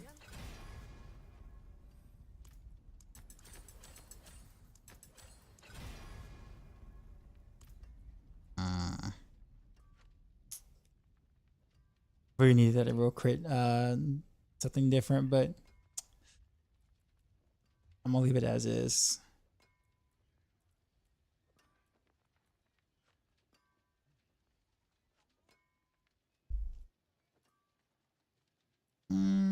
What else is there? Thank you.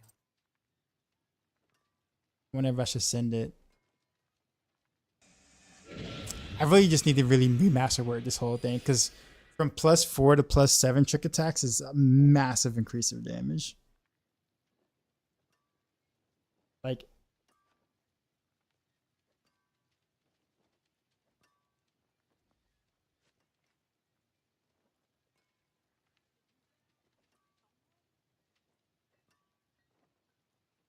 a part of me just want to go ahead and send it. So if I can at least if it lands on trick attacks, then there'll be 6 +6, and I'd probably sell it for that for now.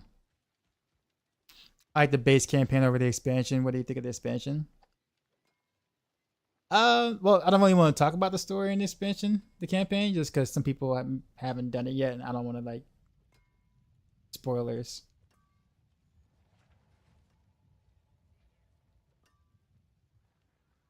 What's the difference to the poison build you're running and the Maxroll one? Well, I'm kind of experimenting at the moment. Honestly, there really isn't too much difference. I mean, you're a Paragon and all is remotely the same. The only difference is that like you have more uptime on poison imbuement, so you're only using poison imbuement to trigger buffs, such as alchemical advantage and the Eldritch Bounty Legendary node. So, and then that allows you also the idea of being able to on was it mix imbuement, I think it is mix poison imbuement, allows you to be able to get the poison imbuement down so you can always have your rapid fire poison imbuement viewed, which makes your damage more consistent. It's not as spiky or bursty as like let's say a cold imbuement is, but it means that you can always have it, and you can also wear Starless Skies as well to kind of make up the damage you did lose from cold imbuement. Still less bursty again, but your damage is considerably more consistent, and it's also important for the Cax rune, which I'll probably talk more about later. If it wasn't for that rune, I probably still would probably do more cold imbuement things, but that rune by itself almost makes me I won't say have to spec into poison imbuement, but probably a better idea if I did. Technically speaking, you can do physical. You don't even have to do an imbuement if you don't want to. But you have to change out. You have to change out the Eldritch Bounty Legendary board and remove Canny for a different glyph. Like if you can kind of keep up No Witness or something like that, you could probably do similar amounts of damage with physical as you did poison, but that's a big workaround.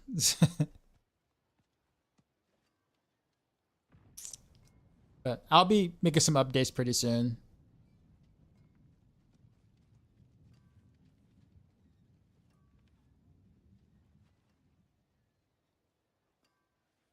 That's shown time and time again. They give zero care about what players have committed. I mean, at some point you gotta do something. You can't just sit back and do nothing. I mean, there are people who were duping bunches, tons and tons of gear. You can technically call that a commitment too, but you gotta nuke it. So when those items disappear from the market because they're duped, it's like, well, you gotta do something. You can't just let it.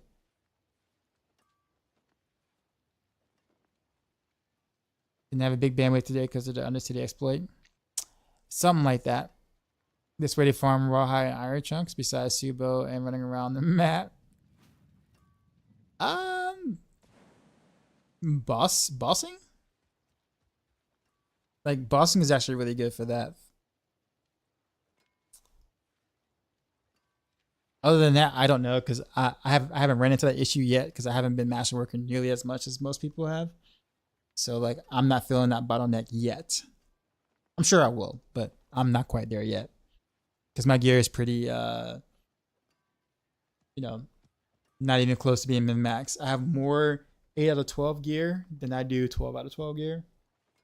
In fact, actually, now that I look at it, I only have one piece that's actually 12 out of 12 on this character. That's it. And that's a Sky Hunter. And even then, it kind of rolled. It kind of masterwork critted on like bad parts. So, yeah. Anyways, I'll be right back, y'all. I gotta walk around a bit.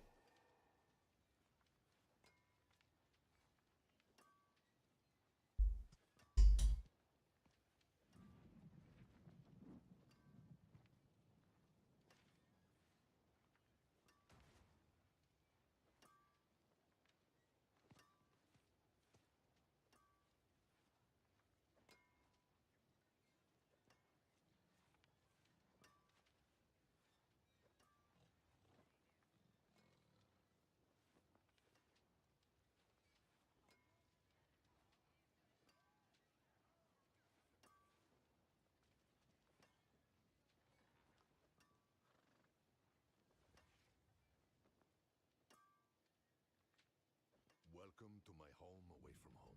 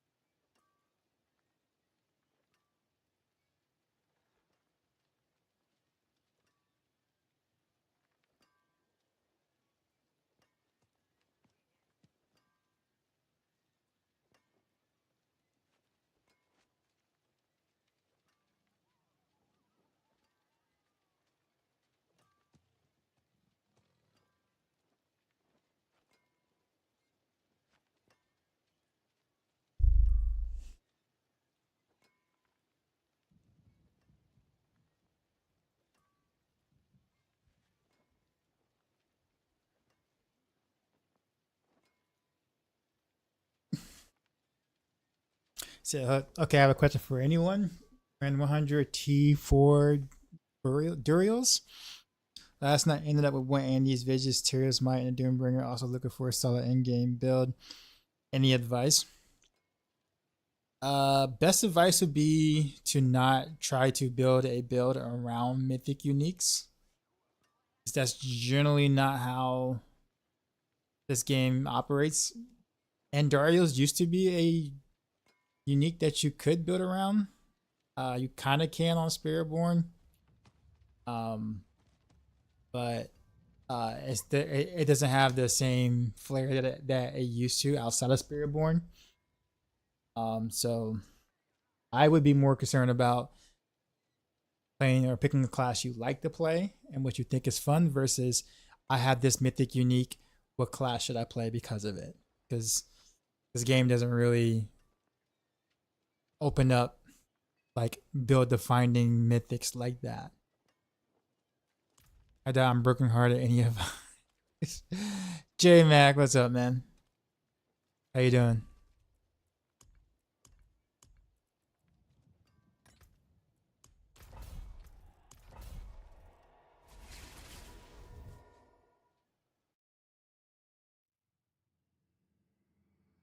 Sorry for asking, but do I mind share your experimental build?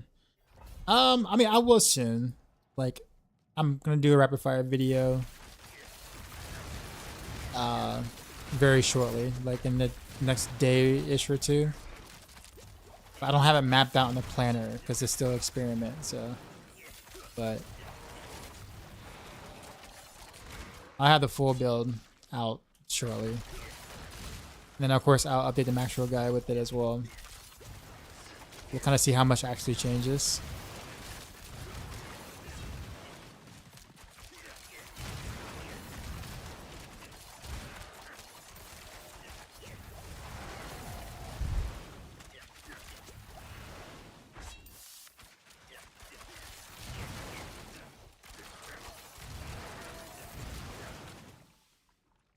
Actually, I'm missing my potion. There you go. Oops. Also my whatchamacallit.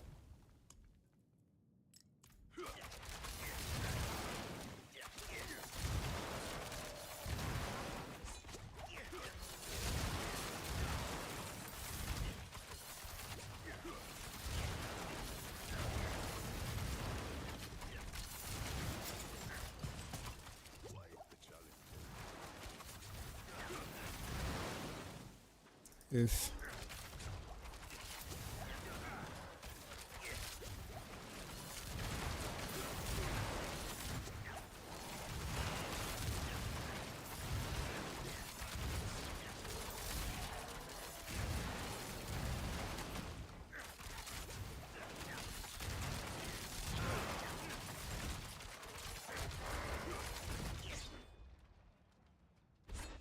Oh, I gotta kill more things.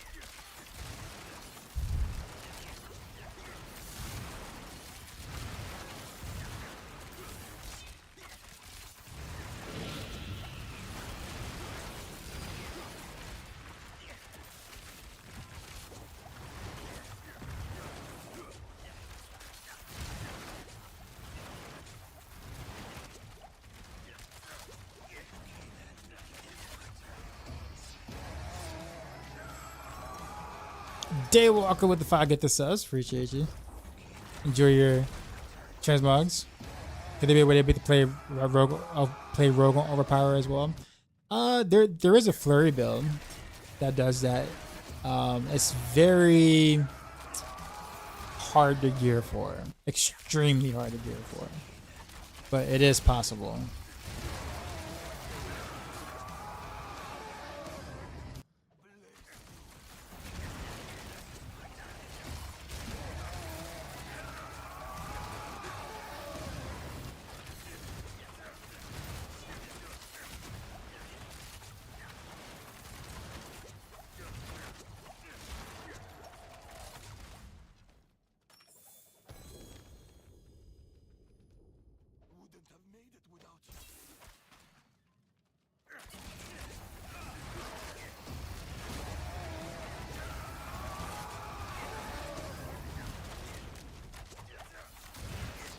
Also, J Mac with the gift that said the brownie J.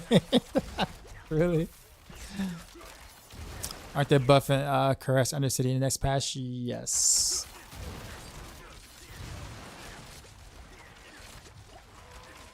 Which I guess right now, I think Nightmare Dungeons is probably my best bet to kind of stick with right now and then save my stuff.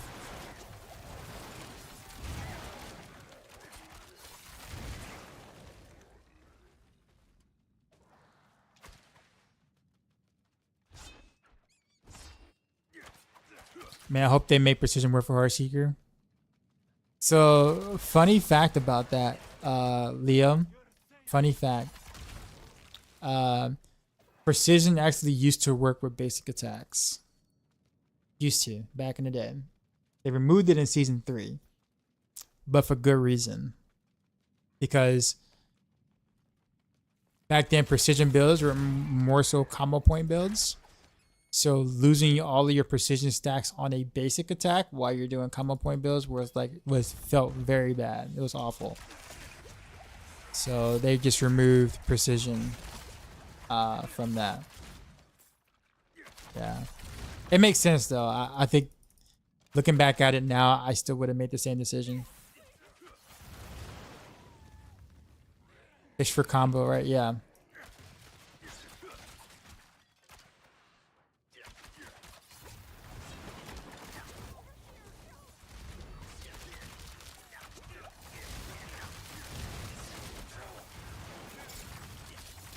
I thought so, man, but it would be solved.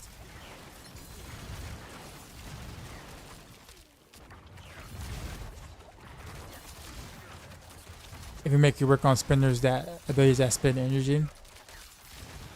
I think even if you did that though, I honestly think that Victimize would still be better for Heartseeker just because Heartseeker doesn't have any AoE.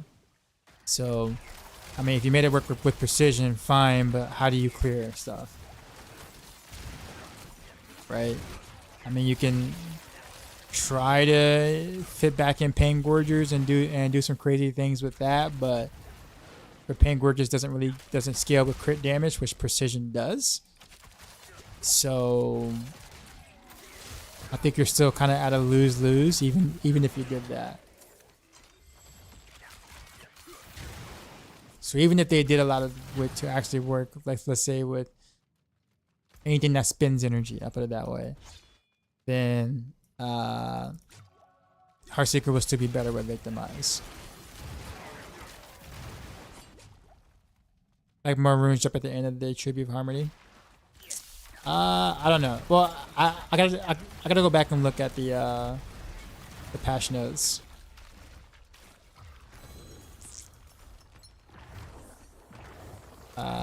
But yeah, I mean, there's definitely positives to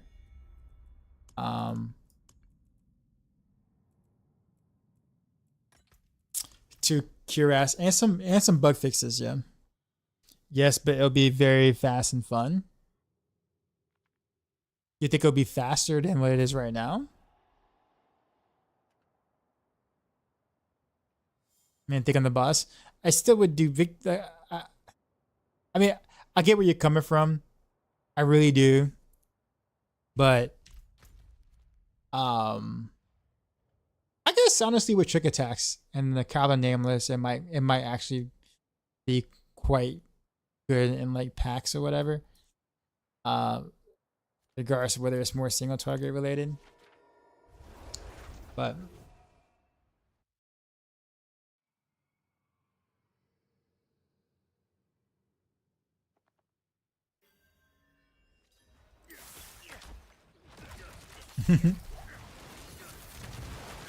I hear you, Leo. I hear you. So you think they're gonna totally kill the evade build, or they're gonna be working? They already bugged. They already hotfixed it already.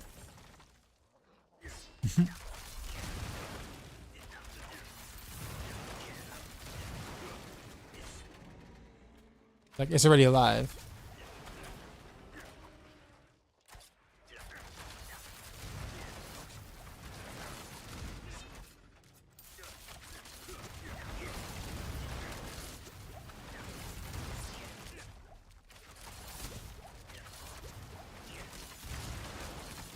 The evade stuff is not until Thursday.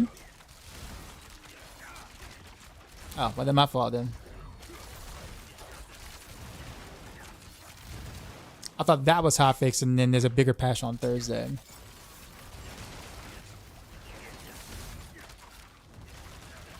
But it won't kill it. It just means that, that you'll evade at the correct frames. That's it.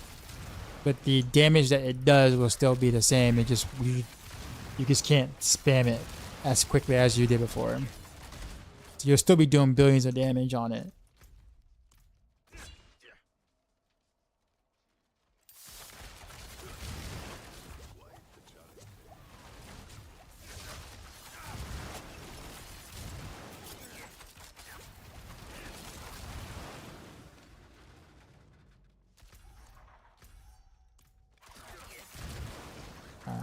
I'm missing a bandit somewhere.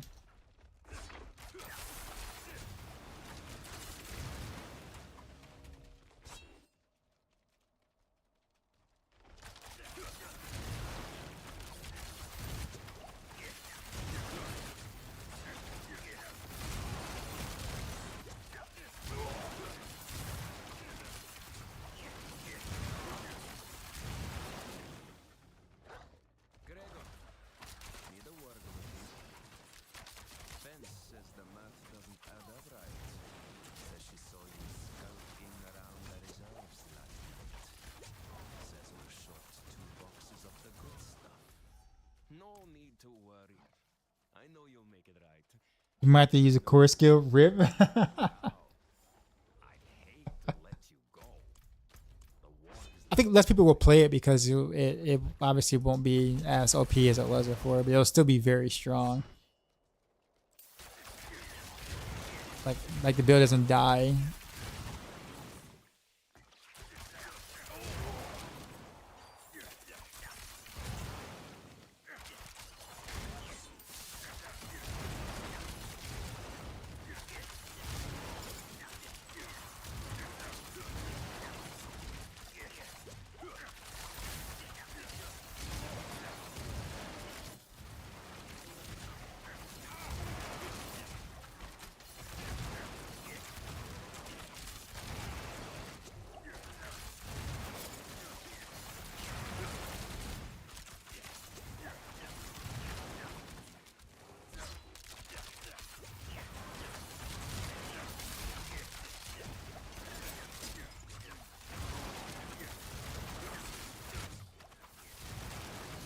Oh, I forgot. I was gonna change something after this run, or before this run. It's supposed to be before this run.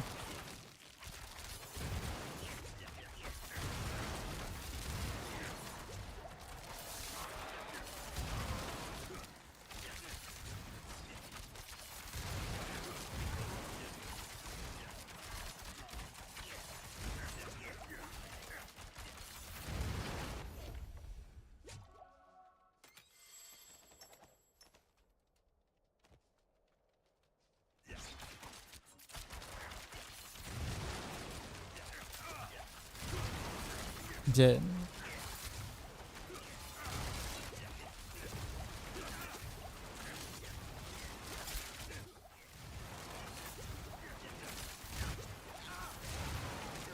But yeah, bit theory. So I guess part of that's correct, but you also got to remember how much damage it was doing beforehand. Still, so like, let's say if you were like, if a mob had 1,000 health, and you were hitting it for 100,000 damage, but then whatever, something like a bug fix or whatever is now preventing you from hitting for 100,000 damage, but now you're hitting for 10,000. But the enemy health is still 1,000. Relative, you're still one-shotting, even if the build did get a hefty nerf. The build was so strong that the nerf technically that doesn't really matter. You see what I'm saying? Now, I know it's not the exact example there, but what I'm saying is that build, again, was already so strong that a hit like that to improve servers would still make that build stronger than any other class build that they have, if that makes sense. So it will still be like consider an S tier build after the fix.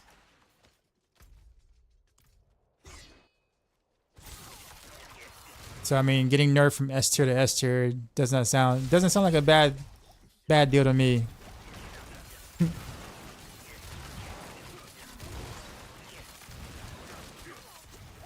Don't know Belstra snapshots? Not sure actually. Yeah, I'm not sure.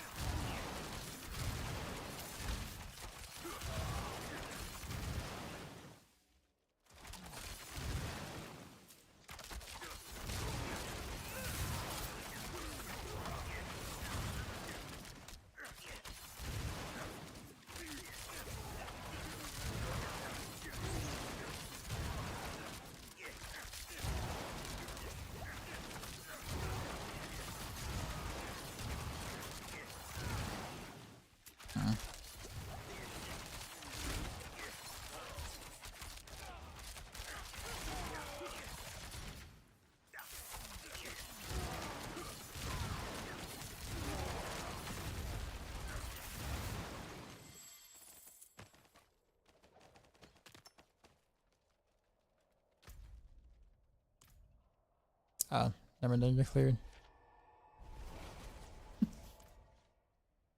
Alright. So I gotta switch an aspect.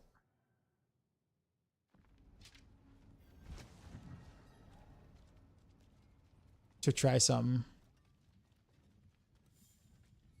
Okay, so what we have here? Frostbitten. Daze. Let's go concussive.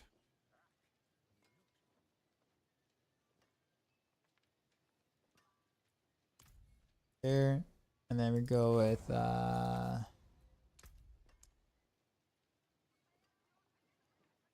defensive aspect. Siphon visuals, there we go. We'll do that, and then we'll go with a different rune for this. I wonder if there's an easier way to kind of proc a potion without spending too much.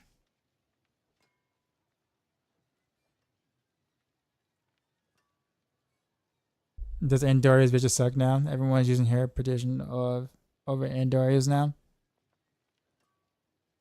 I mean, Andariel's. There's really no reason to do an Andariel setup at the moment. At least not on Rogue. I'll put it that way. It's not worth.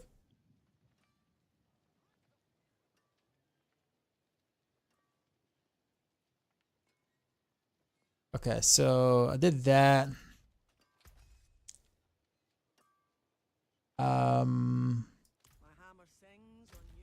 Let's take a look at. Actually, let me get this whisper first. Let me take a look at my keybinds.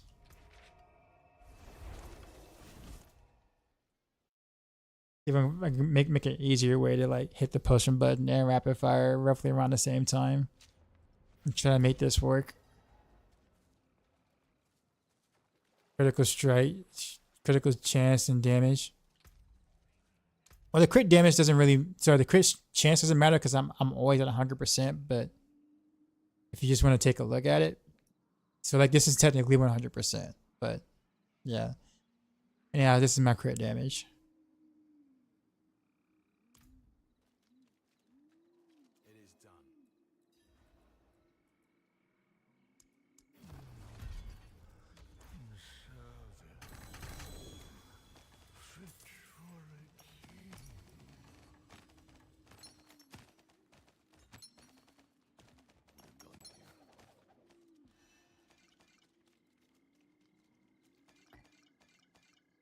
get that going.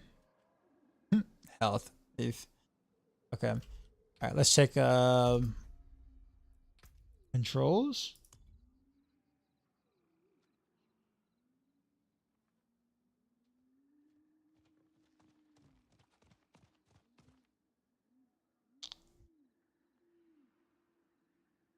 There's like no really good feel good button I can use to kind of like.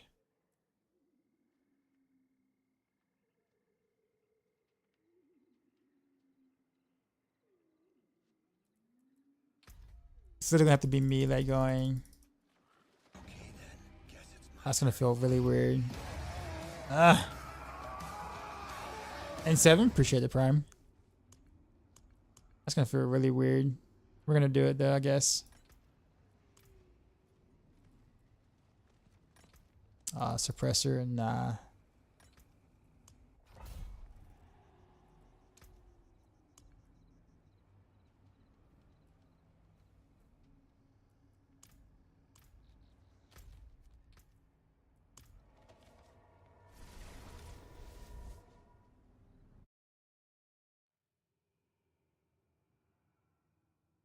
Just realized you use 1, 2, 3, 4 instead of WASD for your skills.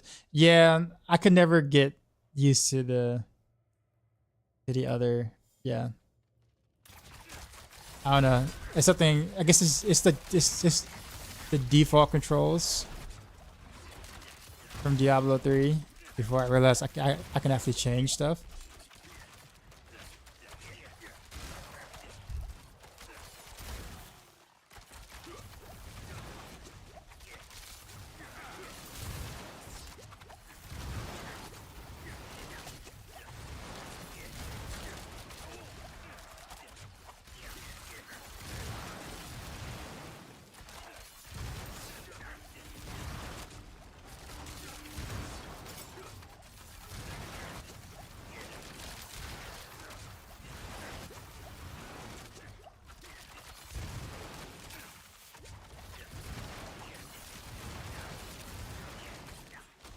All right, yeah, this does not work for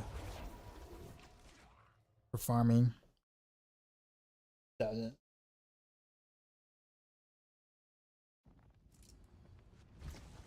Nope, cannot do that.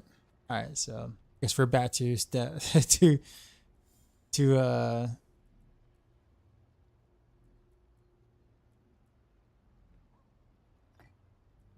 option 1. This is still technically the best option.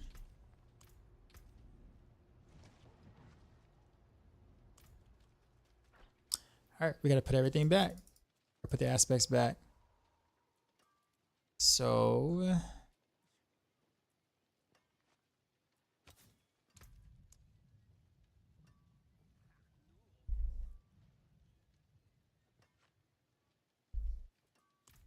that to Edge Masters.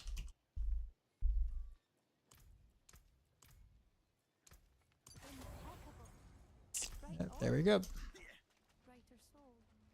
For pushing that, I think that's fine because you're sitting long enough to be able to grab those potions, but there's no other way that'll work in like a speed farm scenario, which is most people's area.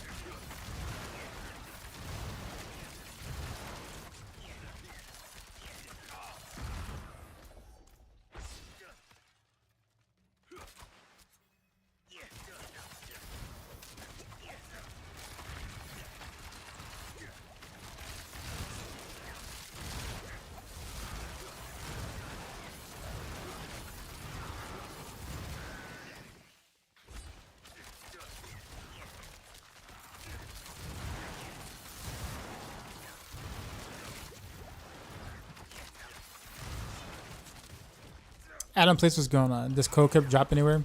It's an RNG got drop. I mean, it tends to be rare from what I've been hearing. It was kind of rare for me too when I was looking for it at the start, but I mean, you can gamble with obols.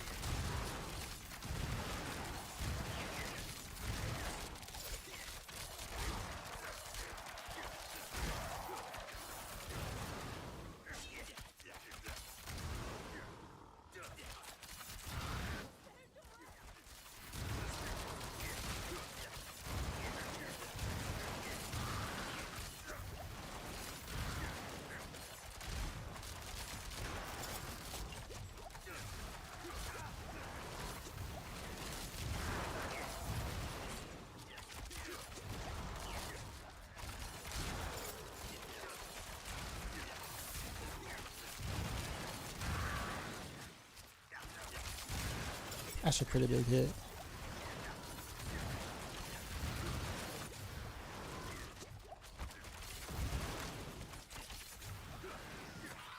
We should probably gamble on rings.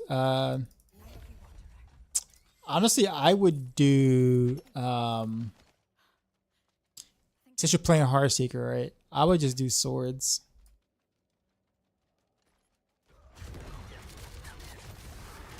Because you're gonna want a good shard of andariel, so might as well 2 birds with 1 stone.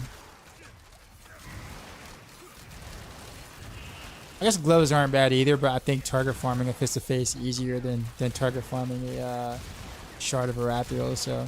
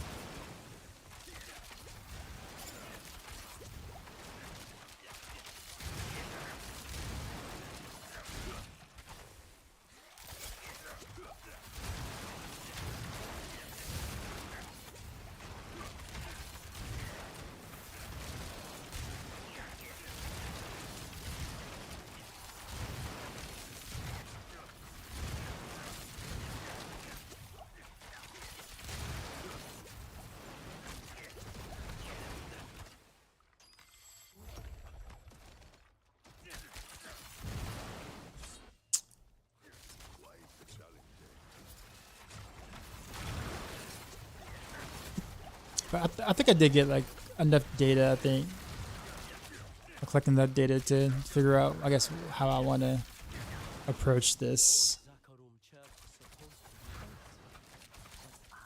for a video guide. I got 2 different routes, and they're gonna all be like for speed farming mostly.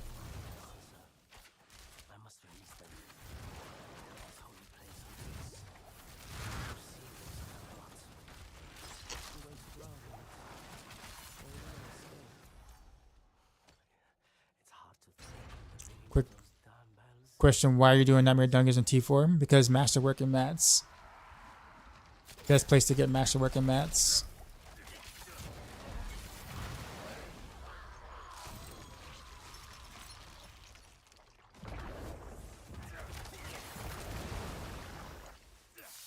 What time is it where I live? It's 4 a.m. Pretty much right at 4 a.m. now. Which build do I think would be best for the general masses? Honestly, Barrage. I think Barrage is probably the best overall, best all-around build for Rogue at the moment. In terms of speed farming, pushing, ease of play.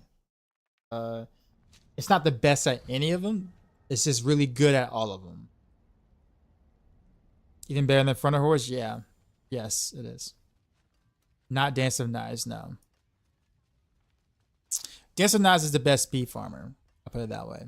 It is not a good pusher. So when I say best overall build, I'm talking about like something that does everything pretty well. But yeah, Dancing Knives. So put it this way. So Dancing Knives is the best speed farmer. Rapid Fire is the best pushing build. Barrage is the best all-around build. And Heartseeker is probably like right under Barrage, but also can be considered an all-around build.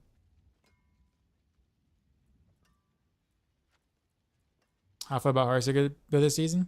I like it. I think Heartseeker build is actually my favorite of them all.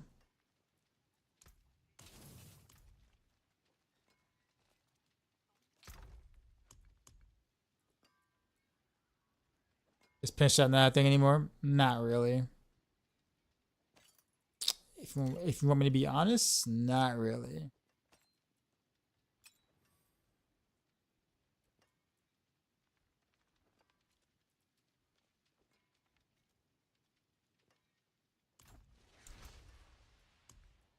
Yeah.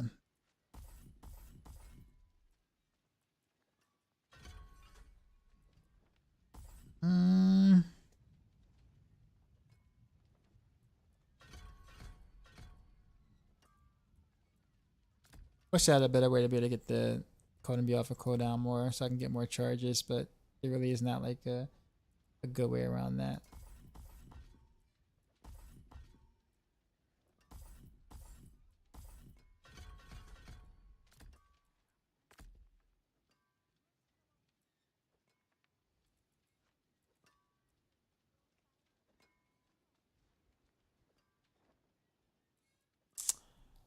Alright.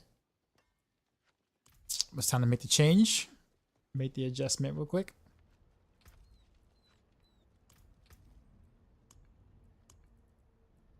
I think we'll use a different potion actually. Not that that matters or anything, but I guess maybe it does. I don't know if anyone tested it that's multiplicative or additive. I doubt they changed anything, but I guess now would be the best time to figure it out. Find out. He said they kill Victimize again. What do you mean they kill Victimize, sir? You don't think any builds are doing well with Victimize right now? Because both Barrage and Heartseeker are doing incredibly well with Victimize. Or do you mean like they kill Victimize in terms of a play style? Like you don't like the way it plays? Have I had a chance to fill it with random arrows? Not yet, nah. I don't really have high hopes for it though. I don't know why I took the combo with Palom. This was terrible.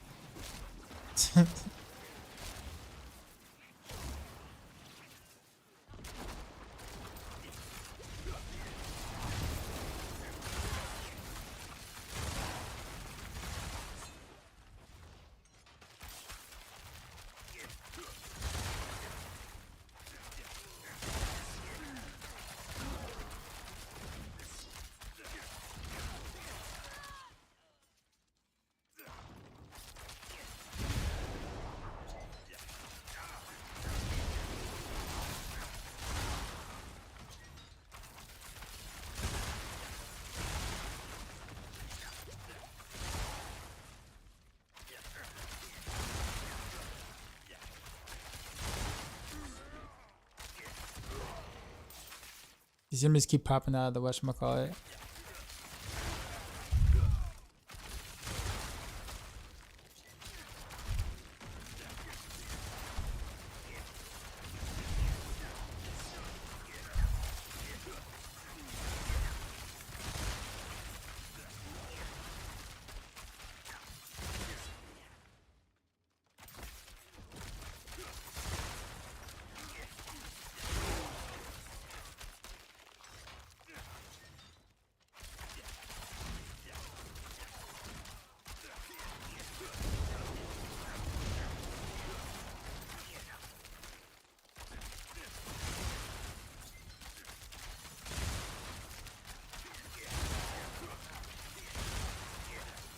When do multiple GA items start dropping? I there really isn't like a thing that you do per se. It's just RNG. I mean, they could start dropping in T1. It's just random.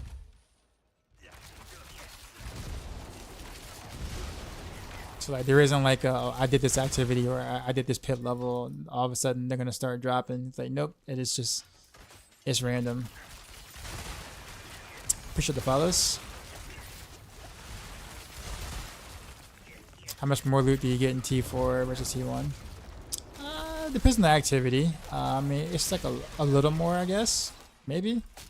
Like Torment bossing you get 6 uniques versus 4, I think. And like T4. But interestingly enough, I mean you can pretty much get everything in the game by just playing T1. You never have to actually ever go past T1 if you don't want to. Like you'll be able to get your character and get everything you want and need in T1 if that's where you want to stay at. Not that you would want to, but I'm just saying.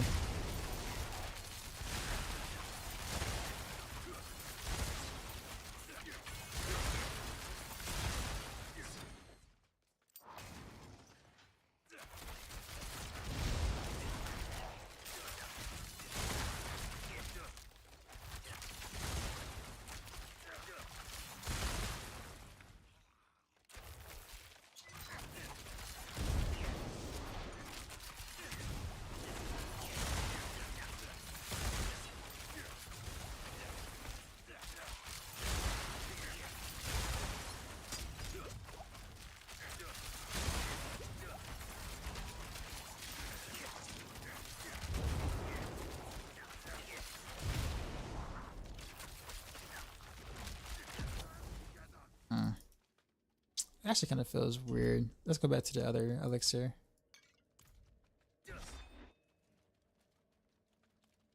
Just reading that come up Rogue was dead, but I'm seeing working finally fairly actively here. Unique bow or leg. I mean, it was Sky Hunter. I mean, this is rapid fire. Rapid fire will always be combo points, and rapid fire will always be good. Now combo points for anything else is practically dead, but for rapid fire, it's still a thing. Jeff said, kind of following now scale with your damage. They said, I really like to play rapid fire in season 5, but season 6 I can't make it work. Not enough damage in Torment 3. I'll have a video. I have a Maxroll guide actually. If you want to check that out for rapid fire, but I'm gonna make a couple of updates to it.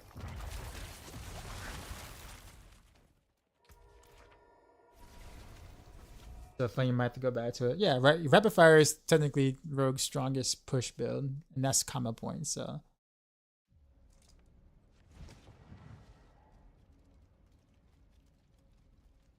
you said not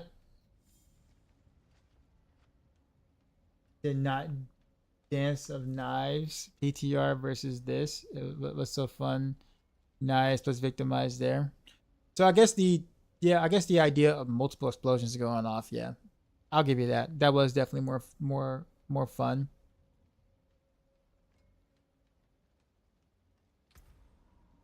He said you followed your guy and it's still not working for you. Oh. Okay.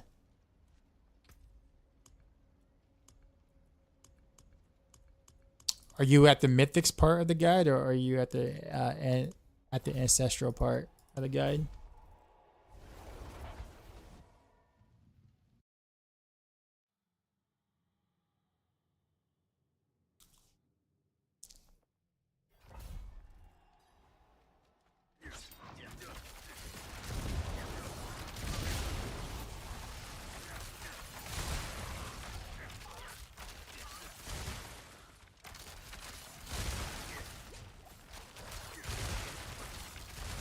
I mean, technically, what I'm playing right now is technically the guide now with the Shadow Imbue and Cold Imbue now.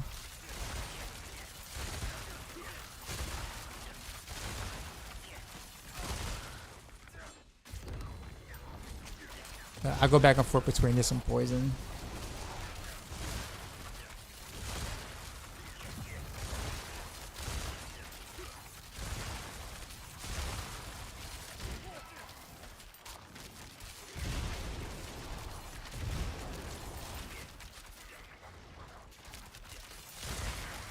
The shadow clothes are fun though. Yeah. That's the thing I'm thinking about too, because it's like fun factor matters.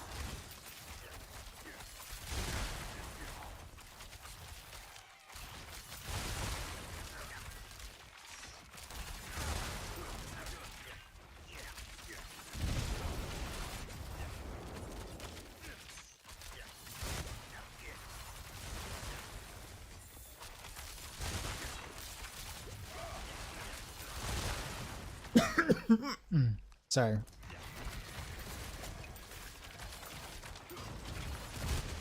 Oh yeah, the Shadowseeker. Oh, that's a lot of fun. Yes, I love that so much.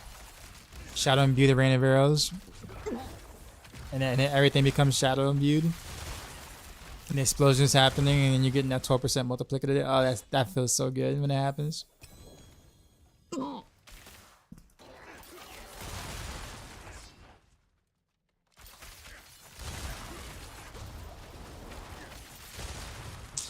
You said damage is low for some reason. Cannot understand why. Even the recommended stash haven't accomplished. So the recommended stats are like that.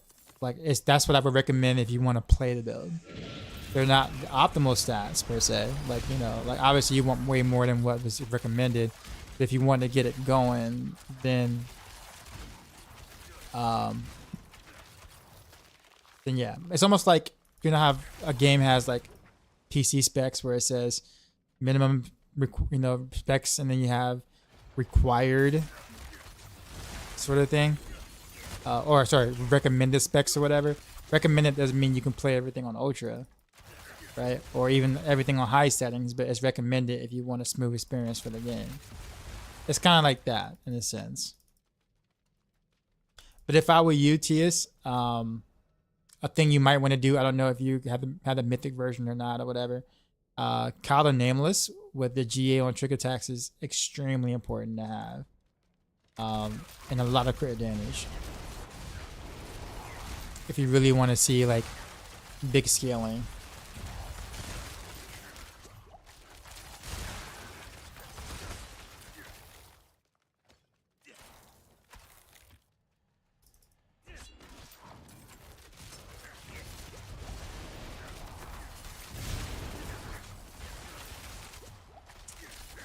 Also making sure that you only shoot rapid fire after the third combo point is also very important too.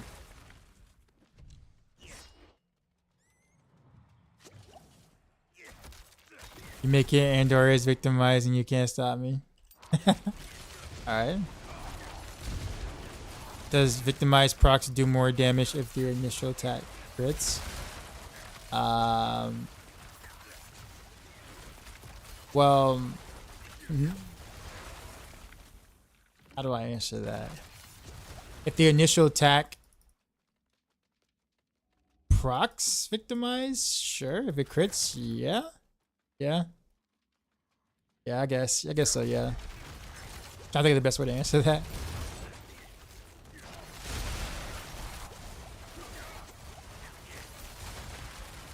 But yeah, since Victimize itself can crit.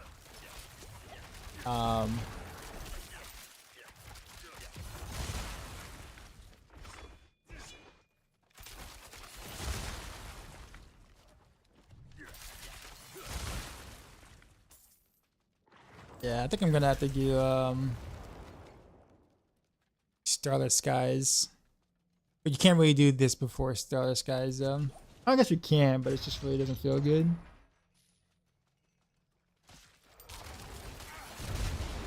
With the poison burst, I'm sorry.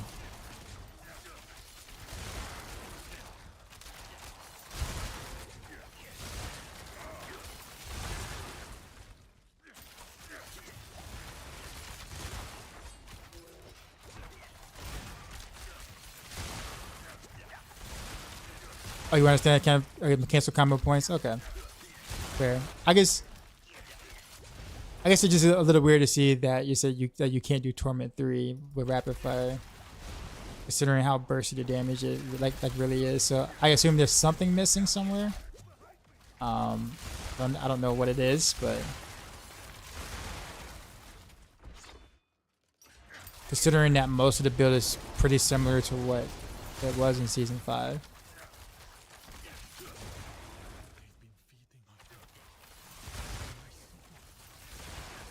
Please. Get back from them.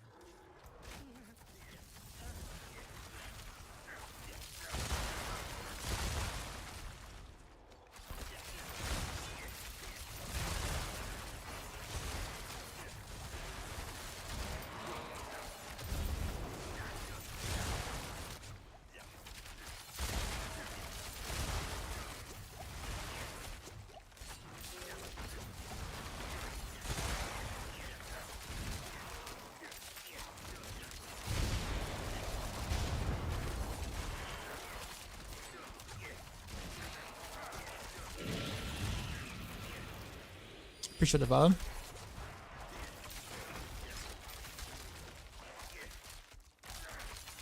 I'm out of whatchamacallit.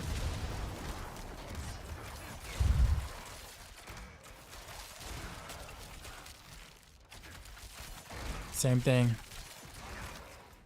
Let me do a different rune right now.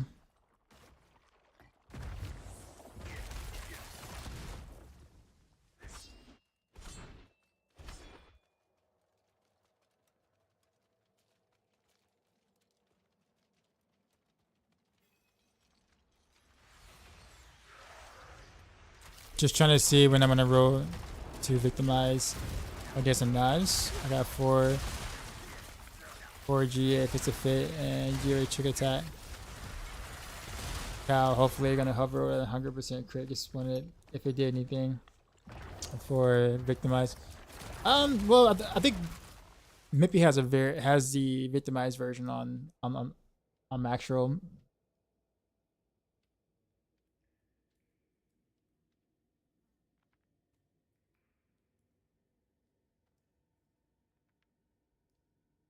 Currently playing this and that's not to say even with half GA all slash pretty good aspect range exploit feels weak. Any alternative dancing knife for Rogue that can do T4? Well, there's several builds that can do T4 on Rogue. You got dancing knives. Flurry is actually decent. Gotta be pretty well geared for that though. Heartseeker, Barrage, Rapid Fire can all do T4 comfortably.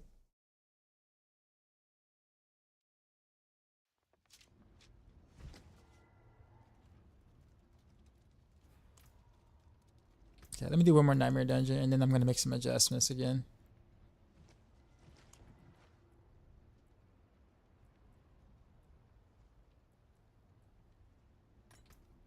Suppressor mobs.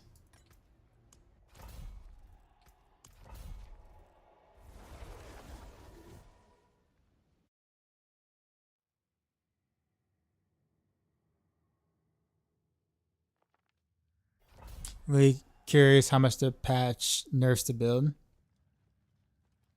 I mean, it'll just basically just imagine evade working like it's supposed to, like evade regularly. And then that's kind of what you'll have as a reference.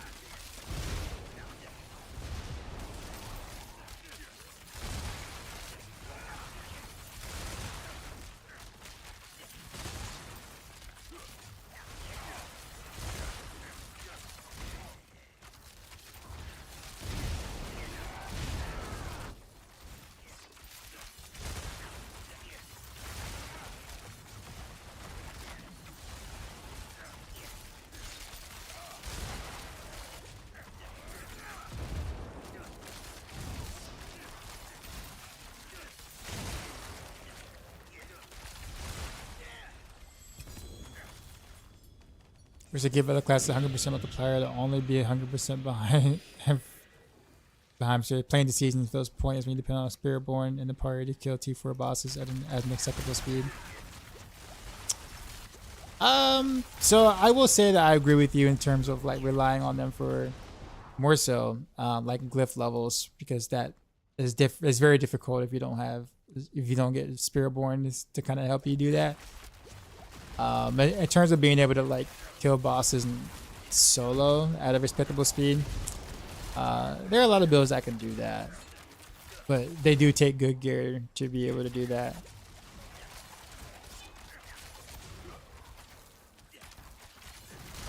Like, it might take a Spiritborn like 1 second to be able to delete a boss or whatever, 1 to 2 seconds. But a good geared out rogue can probably do it in like 4 seconds, maybe less. So it's really, it's not that terrible of a difference, I guess you could say. But if you're not geared out, then yeah, I can understand the sentiment, because they can do it, like Spiritborns can do it without being geared out at all whatsoever.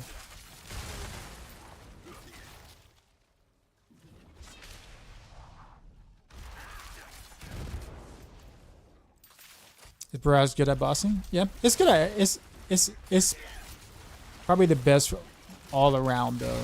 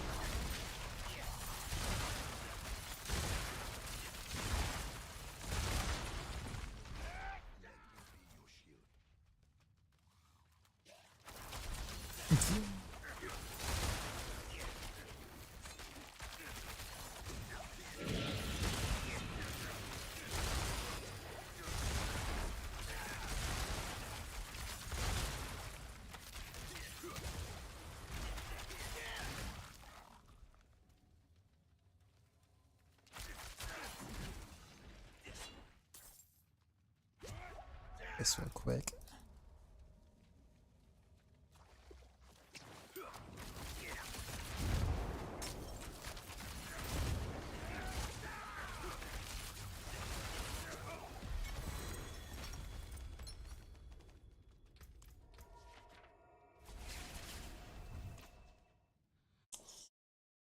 I guess decked out dancers and knives aren't just good at doing bosses.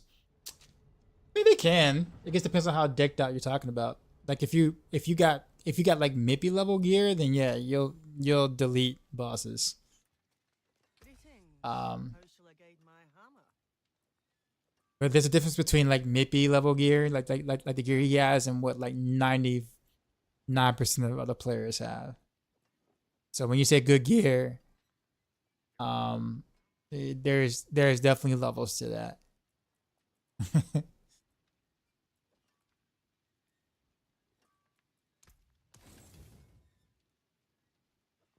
Yeah, similar to Mippy. You haven't seen his gear in 24 hours or so.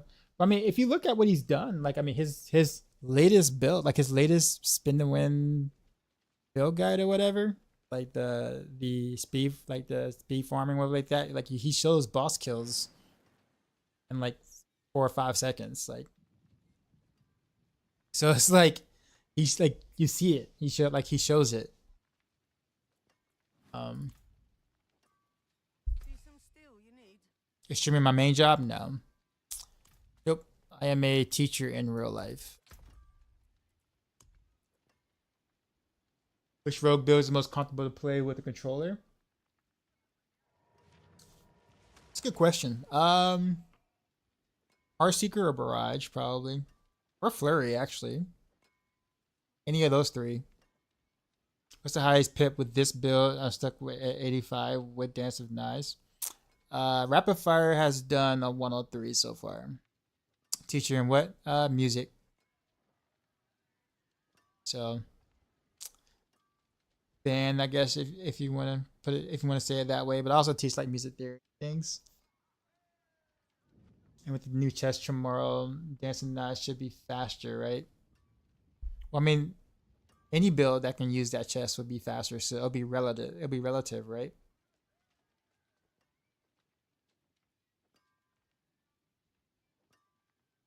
Is cross-classing damage per shroud tempers a thing or not? No. Well, not like that, no. The music in the background, that makes sense.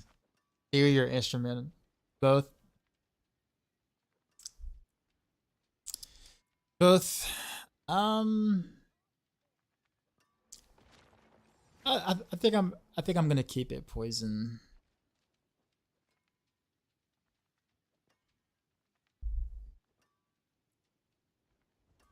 After going back and forth quite a bit with this, I think poison just feels better. I'm gonna get higher burst numbers with cold slash shadow imbuement, but man, you just run out of your imbuement so quick.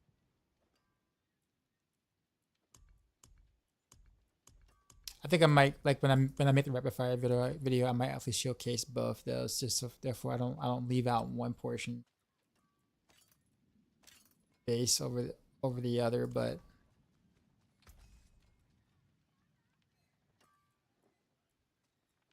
all right, let's see if we can get lucky with this. Can I crit on the trick attacks, please? Hook.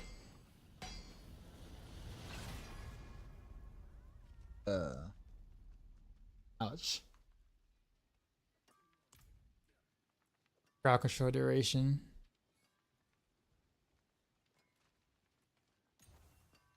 That reset. So expensive to get it up there though. Stable elixirs. Rapid Gambus. If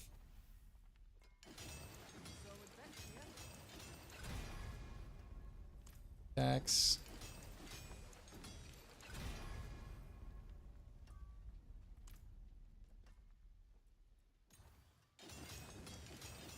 I just spent all of my master working mats.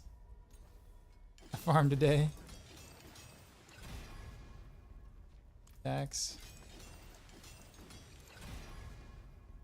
Attacks, okay. But it's so important because trick attacks is so much damage, man. Like 1 point in trick attacks, but for precision is like so much damage. No, I can't even get the last one. I'm out of the mats. I can't. That's such a tease, man. Such a tease. I think people focus too much on playing best in slots, specs correlating to their fun. Season's only a week old. It's okay not to be one-shotting everything at this point. You know what, chatter? Another clueless chatter. I actually agree with you. I don't know how much you're actually in, well, I don't know if you lurk here or not or whatever, but I make that case a lot here where people ask me what build should they play or which one is the strongest one, and I don't necessarily always want to answer the question, only just because of the fact that like I don't know who's gonna find what more fun to play. Like I'll put it this way, like rapid fire is the strongest for pushing, but I have more fun playing Heartseeker. In general, I think. But yes, I tend to focus on gameplay and fun factor more so than like anything else. So like I'm with you.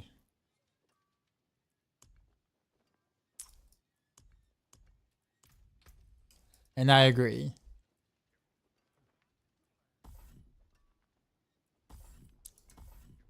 But what I will say is that a lot of people tend to look at what other people are doing, and they don't want. There is a real sense of FOMO, right? No one wants to get left out or wants to feel like they're not doing something strong or good or whatnot. So there is a real sense of FOMO, and you know, no one wants to feel like they're wasting their time doing something in the game. So I also understand it from both perspectives.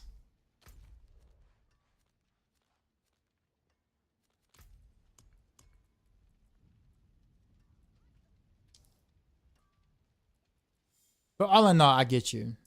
I get you.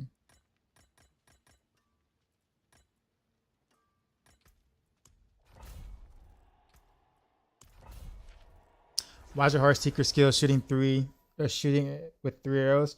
The Tyrael's might chest gives you the 2 side arrows, but it doesn't deal any damage at all whatsoever. It's just fluff. It's complete fluff.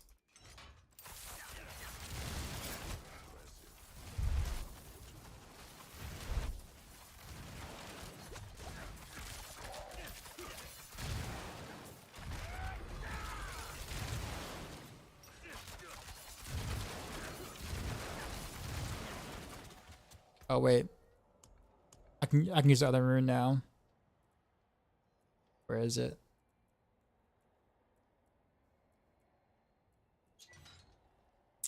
And not Warcry.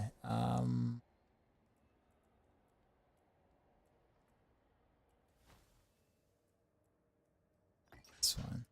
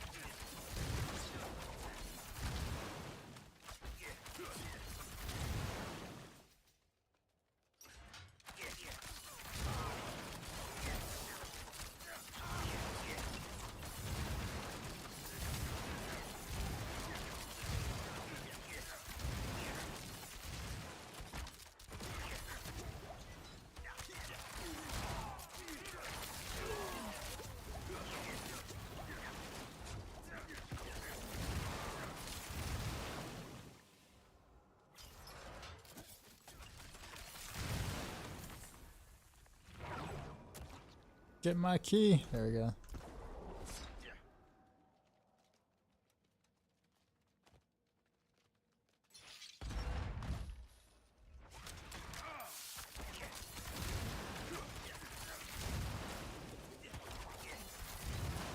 I think I can explain the main difference between using Herald Magician versus Calendar Nimbus for the rapid fire road build.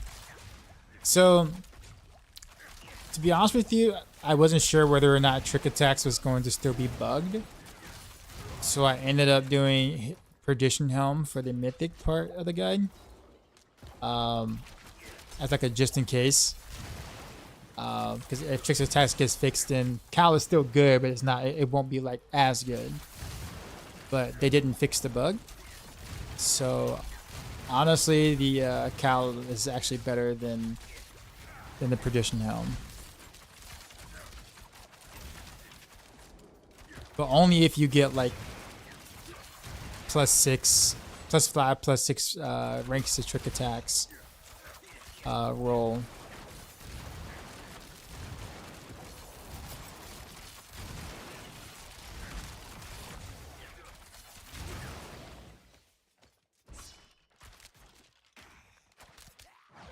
I play Flurry how can I get from 30 million crates to 300 million crates? Feels impossible.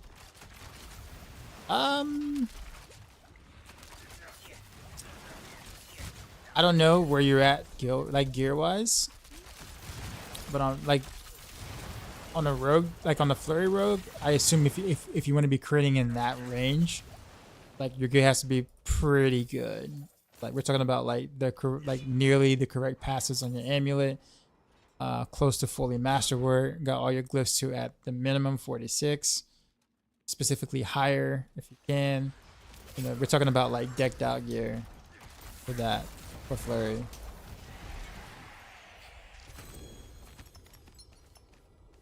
You made Heartseeker tonight with the build. You said you had to use Doombringer. Did you feel really, really squishy?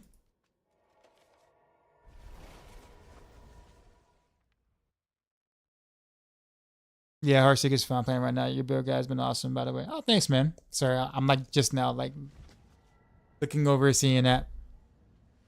Yeah. Yeah, like Barrage is like slightly like it's like a little stronger than Heartseeker, but there's something about Heartseeker that I like a lot. That brings me back to playing it no matter what.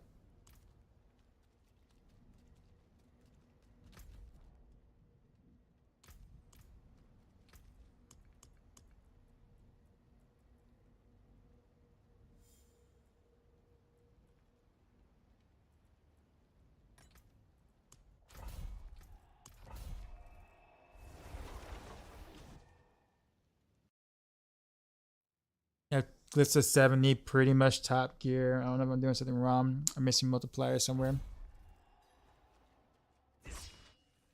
Well, I don't know, like, I don't know if you're gonna be hitting for like 30 mil. Oh, sorry, 300 mil. I don't know. I don't know what the expected number you're expecting on Flurry.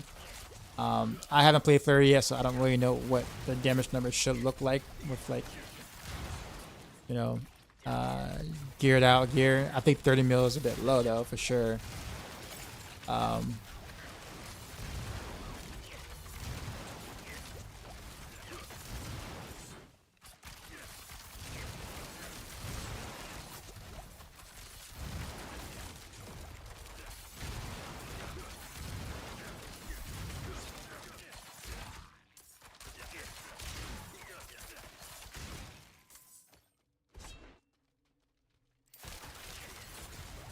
When I'm running Nightmare Dungeons, master working materials. Best way to get them. The front of horse is okay, but this is better.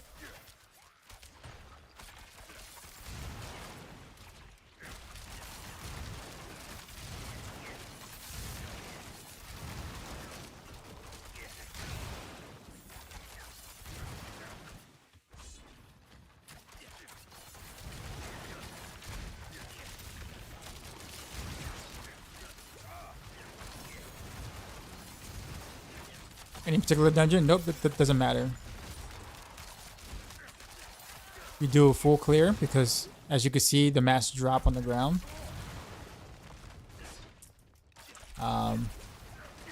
Quite often.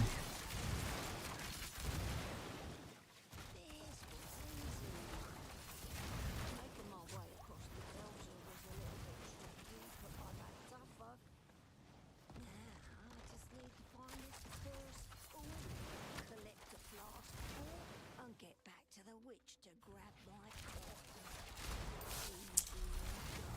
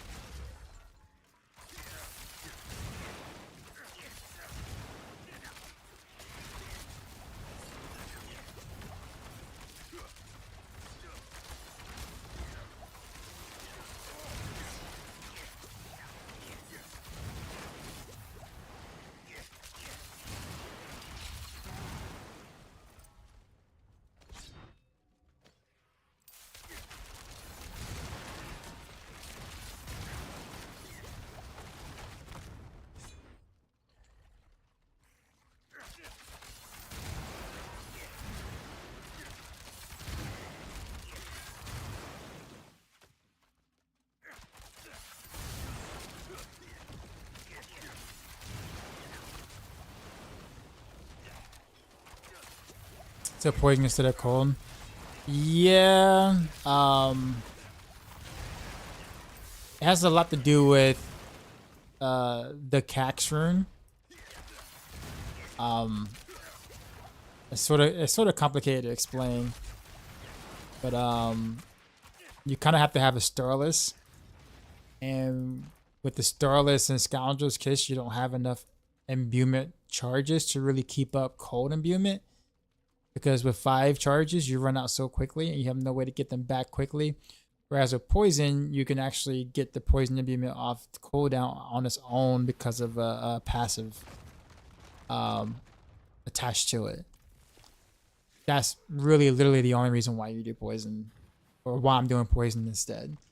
So it equates to more damage overall than going cold imbuement, even though you're not using poison imbuement for the damage, or for the dot damage.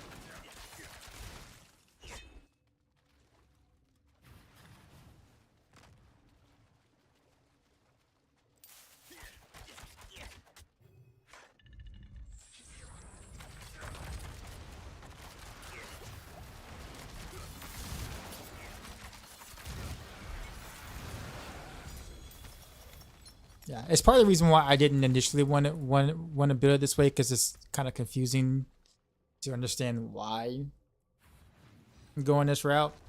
I guess because I'm gonna make a rapid fire video about this, and I'll be able to verbally explain what's going on. So I'm gonna go masterwork everything and then wake up again. Super tired. All good. I probably need to get ahead and go pretty soon too myself. So.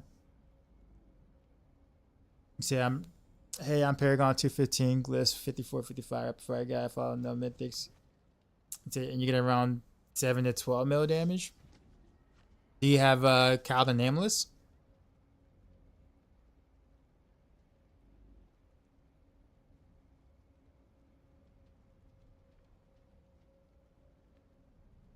Oh, you said Marbalata? Oh, you said maybe you have to replace andariel or something? Yeah. So I guess the question is, why would you have andariel's helm for that build, for Flurry? Like, that's like that's not a good helm at all. We just got raided, son. Like, it's a bad helm for that build. You know how we do. Yeah, Drop my what's new going beat on? for these new viewers.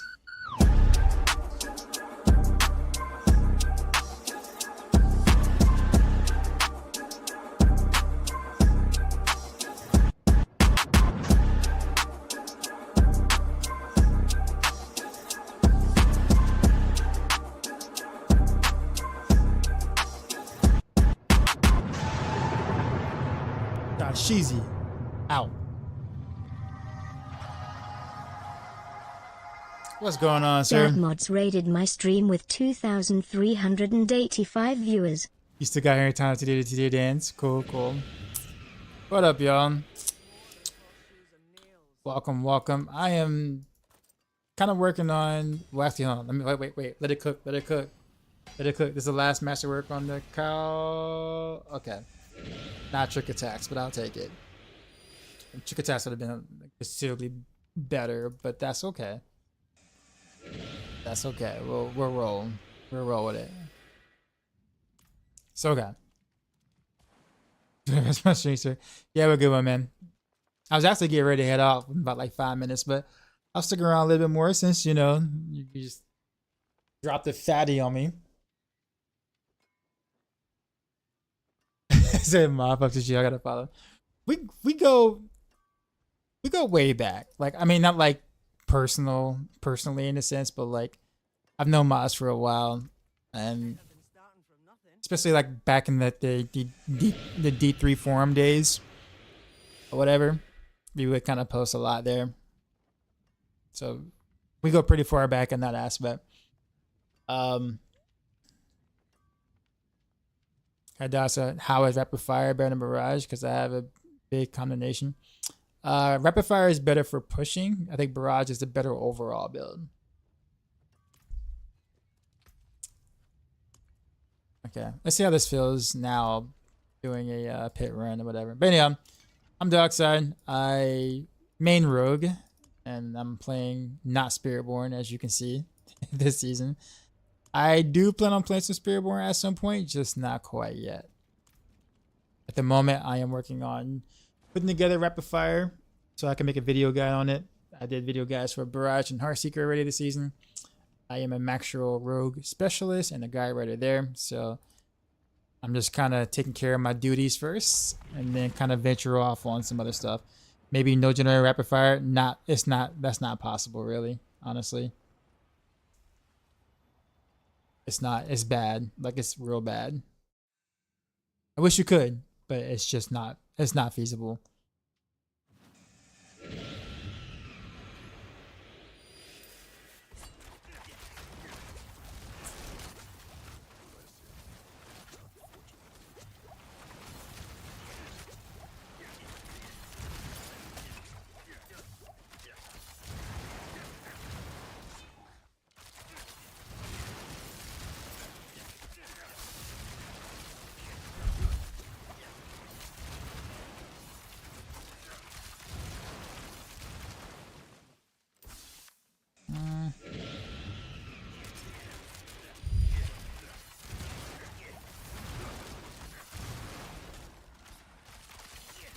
It's a new class in D4. You've only seen D4, or you've only seen Spiritborn. Yeah, it's one of those archived classes. You gotta ask special permission from Blizzard to play.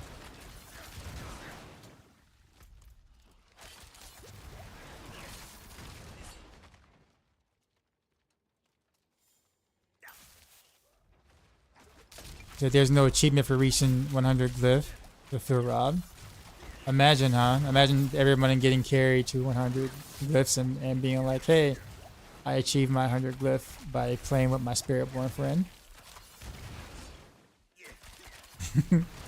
That is if you're not playing Spiritborn yourself, right? Because that's really the only feasible way you're going to get your glyphs to 100 quickly.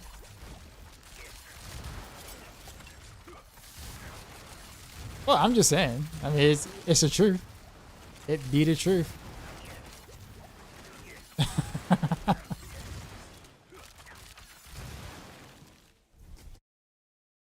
Oh, and look at your builds every season. Rogue Man here too. Thanks for your work, by the way. Oh, thank you. Thank you for the compliment there.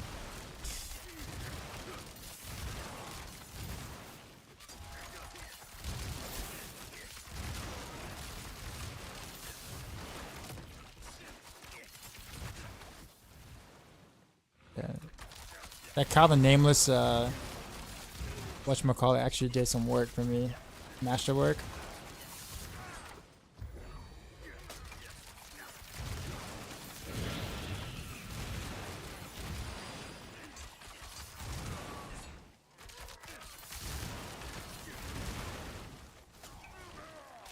Appreciate the follows.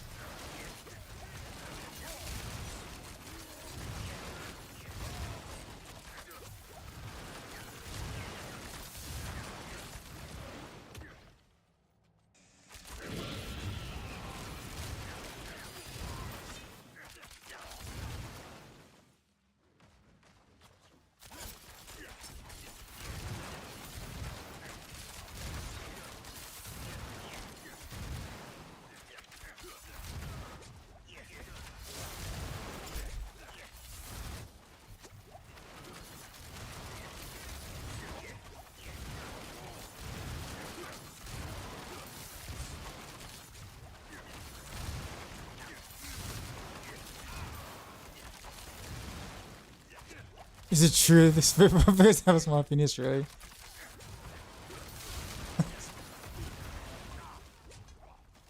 I mean, you trying to, or you say they're like the BMWs of the D4 world? Is that what you're saying?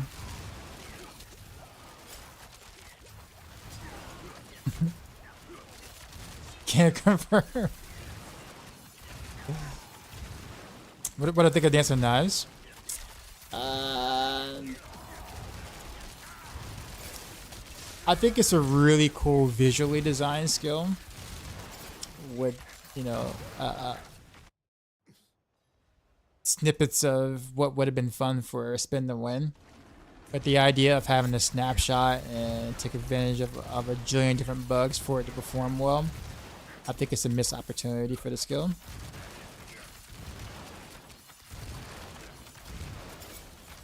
But yeah, it's not able to perform nearly as well as we would have liked for it to. Although it is a decent speed farmer for sure, or a really good speed farmer.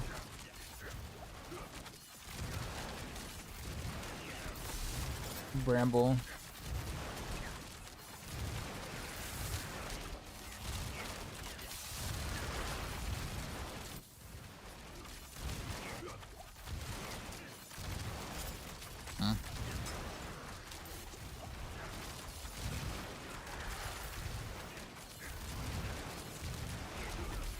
these bosses.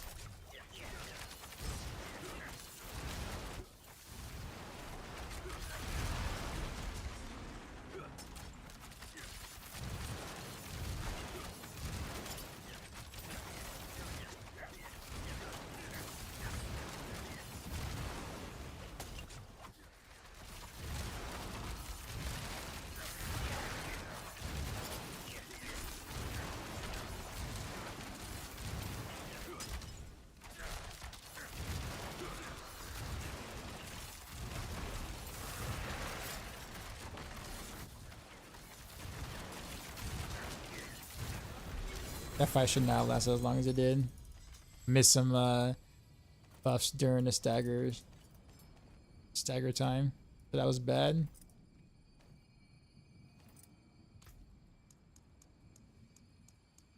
I guess we'll continue ahead, Hunter.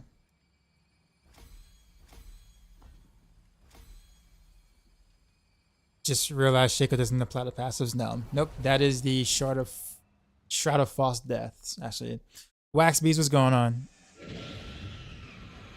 How am I doing? Doing all right. So start with distant knives. Not a fan of the gameplay loops, so switching builds. Understood. Understood.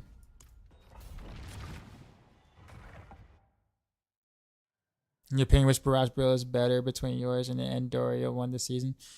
There really isn't really an andariel Barrage build this season.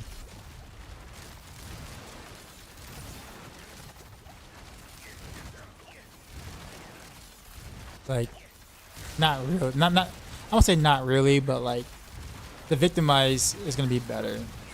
It's gonna perform better.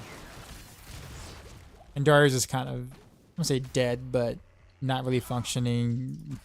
Nowhere near the way it did last season.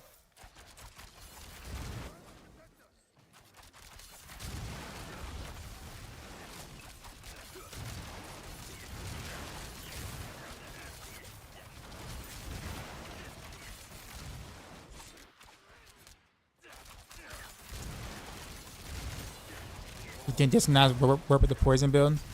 No. Nope.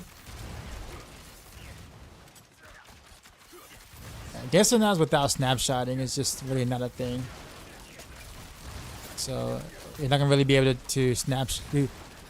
All the poison stuff doesn't really get all the advantages of all the snapshot stuff. So the answer is no.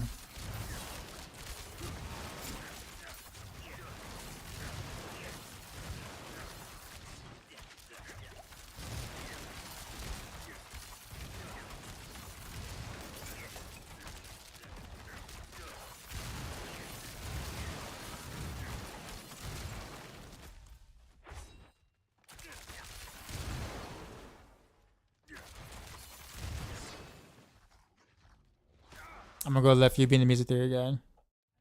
Listen to Norman Sand. I do. Interesting you bring that up.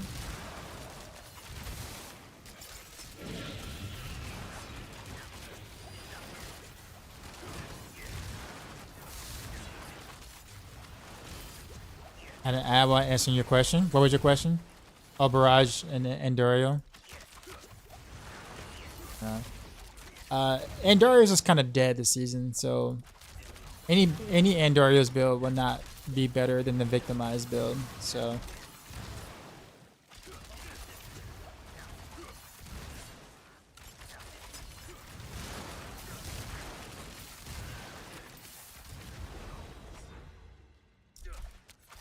would it be possible to use Banished Lord and Beastfall boots on what exactly? Like, you're not gonna be able to pop that into any build and make it work. But there is an overpower flurry build that does use both. So I would save those items for that build. In case you ever want to put forth the effort to build one of those. It's not an easy build to make. I'll put it that way.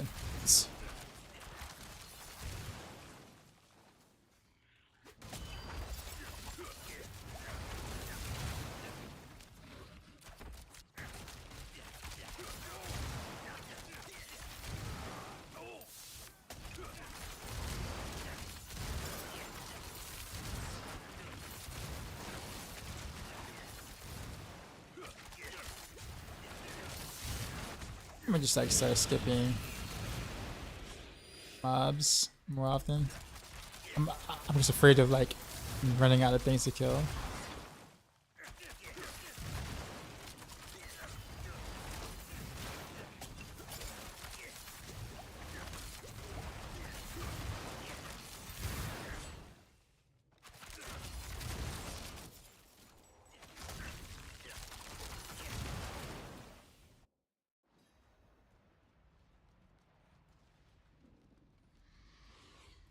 Get a bit de-smoke vibes from you. If that's not too much to say. Oh no, I got you. I understand it. I understand it all. I actually think that's a compliment. I appreciate it. But actually, why is it cold in here? Yeah, I like to see if I get a boss with ads, it's like a 3 or 4 second kill. If, without ads, it's like can take like a minute on like a freaking 80, which is silly. It's just straight up silly. Give me 1 second, I'll be right back.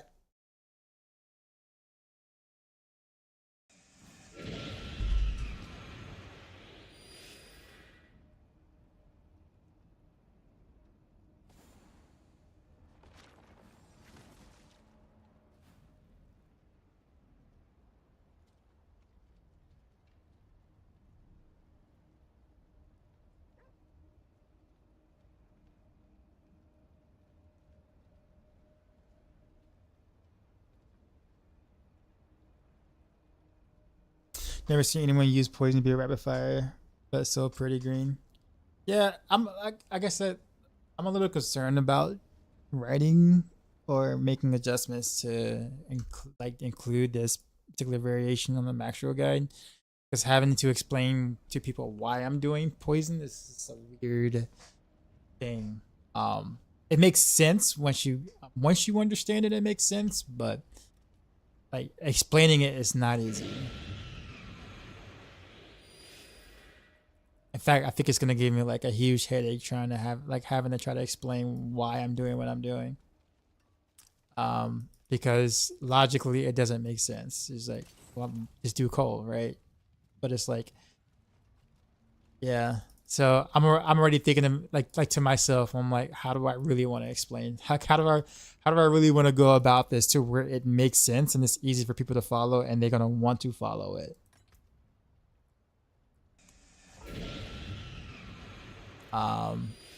So anyhow, appreciate the follows. Could you explain why most builds this season focus on greater effects, dex greater effects rather than max health like previous seasons?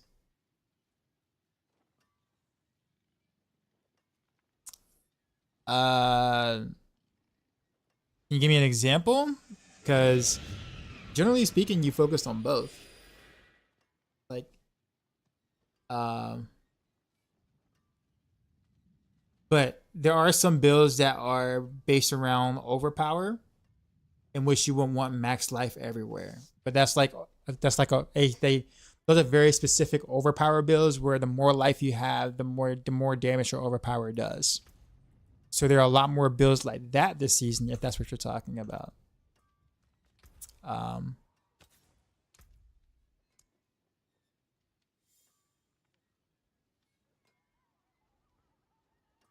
Why this man still playing Rogue? Because I want to.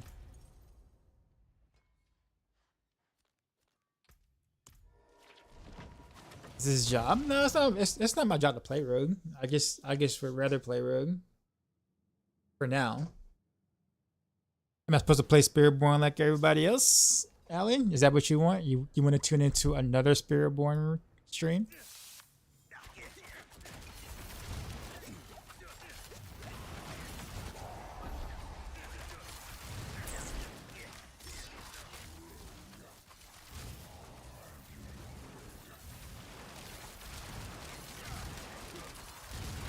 Did you ever go back and play D2? I had fun with D2R. I actually streamed it. The alpha, the D2R alpha or whatever that I got into. I did it because I thought it would be hilarious to kind of do like a first playthrough with me knowing nothing about the game. So it was great watching people like backseat and try to like tell me what to do, and me getting confused about like the simple stuff that people like everyone else knew but me.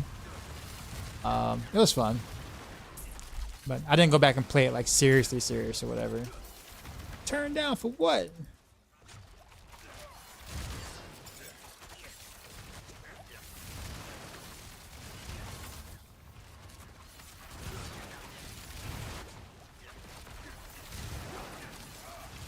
That's the best way to get legendary runes. Bosses. Bossing. Just pull my leg.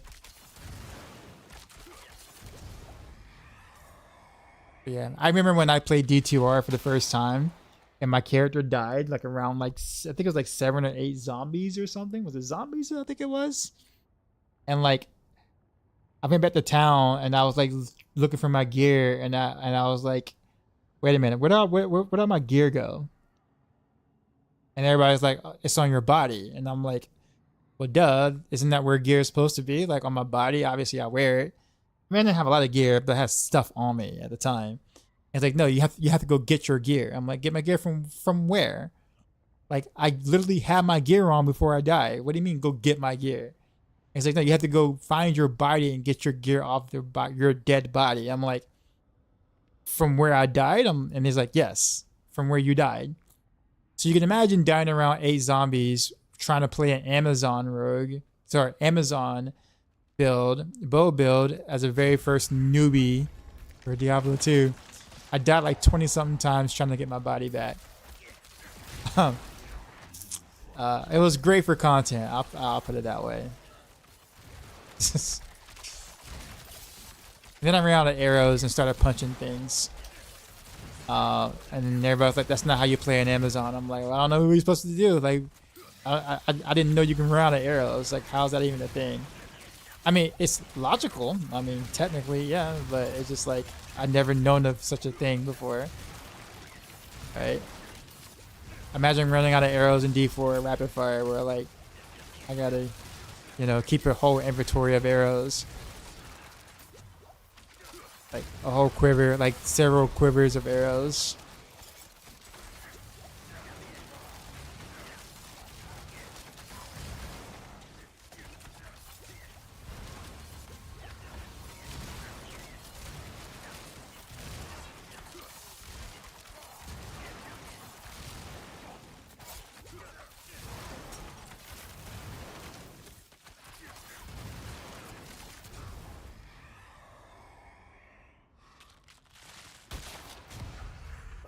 What do you mean several quivers? Entire cart of an army's arrow supply? Probably. Arbor freight? Probably with the amount of arrows I'm shooting. Alright.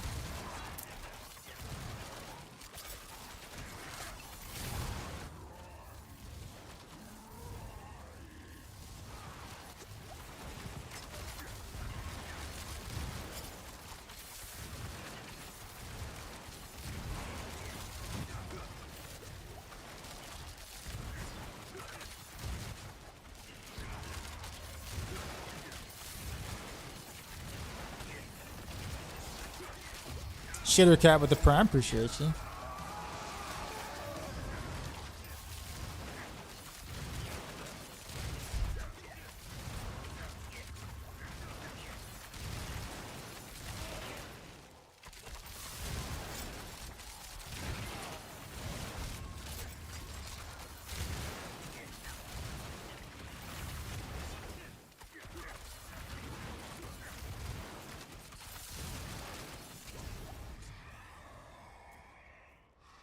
Imagine if guys 6 demon hunter needed arrows. I know, right? Oh, this is actually a good boon early. Almost never get a good boon this early. All the sanctuary was deforced into some fly shots for your arrows.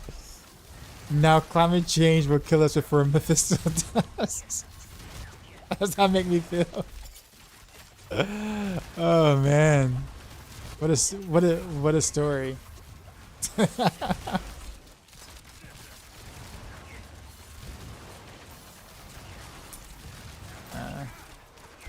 probably make Mephisto a little jealous, don't you think? I did what he couldn't do, right? Basically. And I wasn't even trying. Spoil me next expansion or what? But nah, I have fun though. I think most people would like, you know, would say, hey, you know, what was your D2 experience like after, you know, not playing D2 when it came out or whatever. Like people would think I had a negative viewpoint on it, and actually I don't. I actually enjoyed the stamina mechanic. I thought that was actually pretty cool. I like the idea that it was hard early. Like I like, you know, trying to figure out how to get my body back after dying in like the worst spot possible. What I didn't like though was just the inventory being like filled up with pots and runes and stuff. I felt like that was a bit much. Cause it was funny because like Rax was saying, like you don't use your inventory for gear, and I'm like, what does that even mean, right? Like I mean, you tell someone who hasn't played D2 that, you're like, what does that even mean, right? What do you mean it's not used for gear? Like, isn't that why you have inventory in the first place, to pick up gear? He's like, no. And I'm like, well, I'm confused. I'm definitely confused now.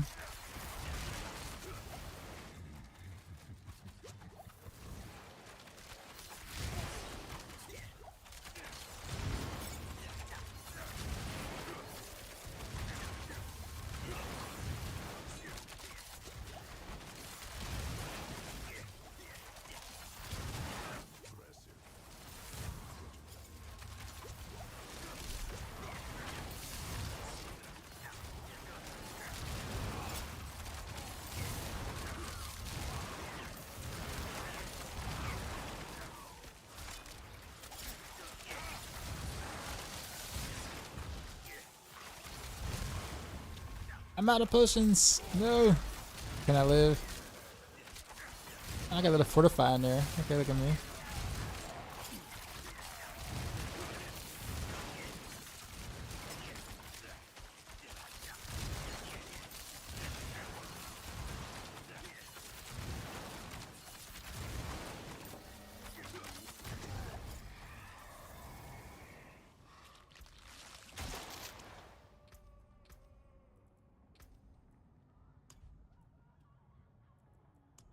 We're gonna change the scale a little bit.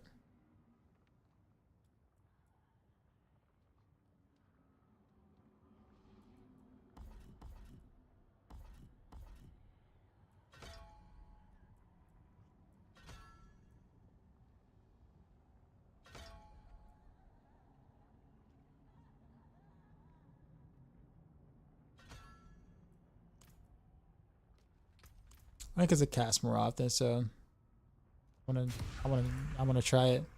Half-Life for Rogue? It's pretty okay. Like, I don't really struggle to do any of the T4 content. Obviously not Spiritborn, obviously. We're definitely not Spiritborns, but no classes. Felt like the kid did more with the Dance and Night skill. I'm a little disappointed.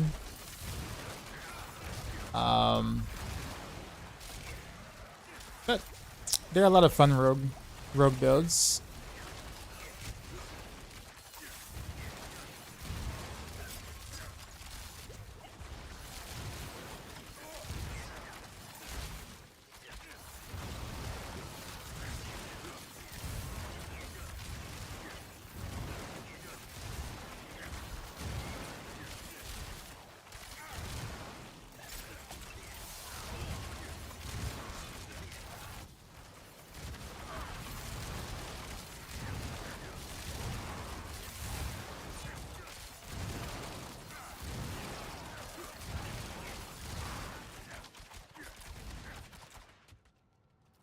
Do I have this Beast Frost boots and Shard of Varathio? Oh, you weren't talking to me. I'm sorry. Following Heartseeker guy, I have trouble keeping up my energy. Okay, gotcha. Keep attacking. Not gonna improve energy consumption on that build. Yeah. So, well, yeah. Beastfall boost helps it immediately, but Beastfall boost only works if you have the cold clip aspect. The cold clip aspect, which turns your Heartseeker cold. That helps a ton. until you can get the rest of the stuff in the guide, like the innovation tempers on your jewelry and stuff, which is very, very important. Fist of Fate, also very, very important. Beast Fall Boost is like a super easy way to manage energy until then. If you don't have Beast Fall Boost, you can also just run Inner Sight instead of Preparation for your specialization until you can figure your resources out.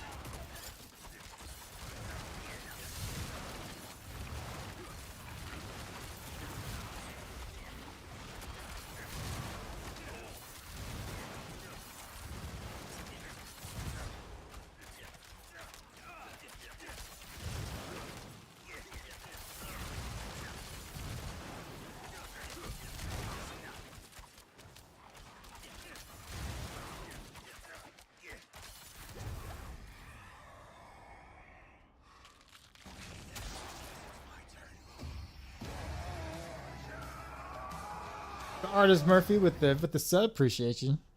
How's it going? That you're playing Sork. I feel like for classes that aren't Spiritborn, the game's probably pretty good progression wise. You get the T4 is a bit harder first. You level Gliss Paragon, you get stronger, etc. That's technically true for that's exactly what every other class is technically experiencing, except for Spiritborn. Obviously, they skip all that right at the moment. What build would I recommend outside of what up Cody? Colby? I should have been looking. What build I recommend outside of Dance of Knives is Rogue this season. Yeah, so you have a ton of guys, but I heard Rogue is pretty rough this season. So far, you have the most content. I'd probably recommend Barrage. It's like probably the best all-rounder right now for Rogue.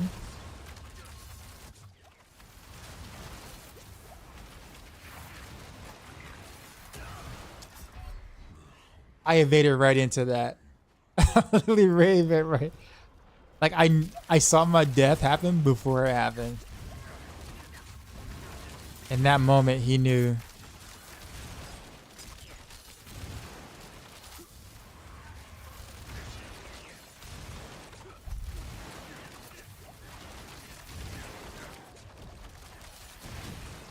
Was the most fun to play in? I can't answer that for you.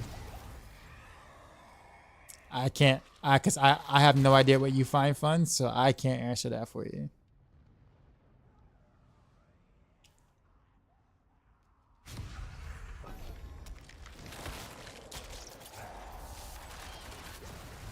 Oh, for me? Probably Heartseeker.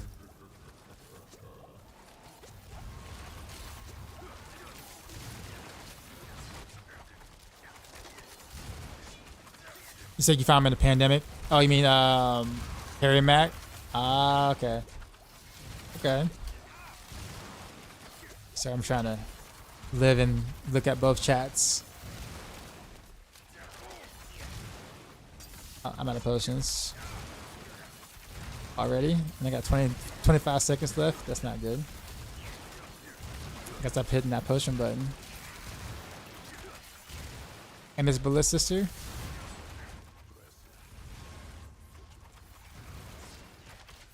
Oof. Okay, yeah, I knew I was gonna die. I gotta play more careful.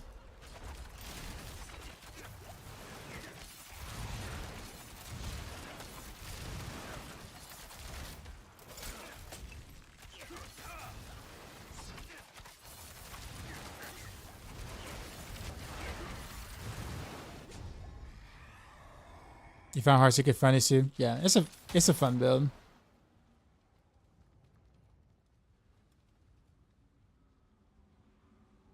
Am I a pit pushing guy? I am not. If you want to hear my rant on why, I don't mind explaining. think my regular audience have heard this many times before, but yeah. So I used to do a lot of rank 1 Demon Hunter pushing in Diablo 3. Like DH, like rank 1 world pushing.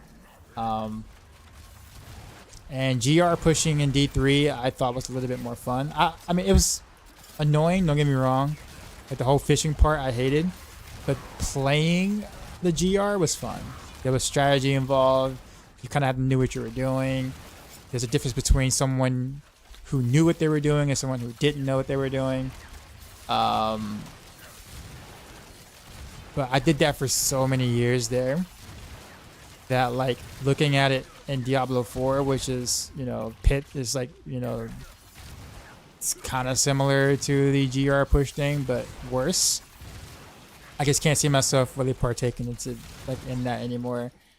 I think Pit is just a way worse GR.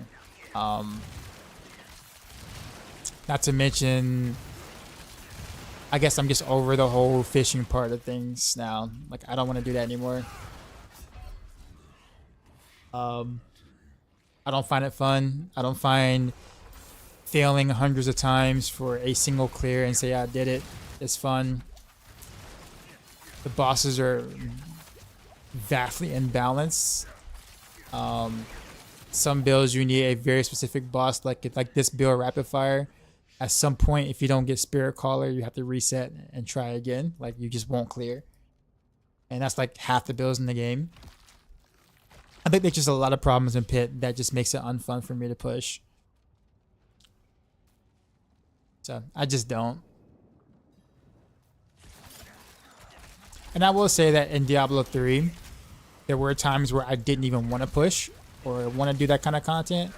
But I felt like I was kind of forced because I did it every season. So everybody was expecting me to push or expecting me to go from rank 1 all the time. So I told myself in D4 that I will not pigeonhole myself into being that individual where people are having that expectation of me every single time. So that's another reason too.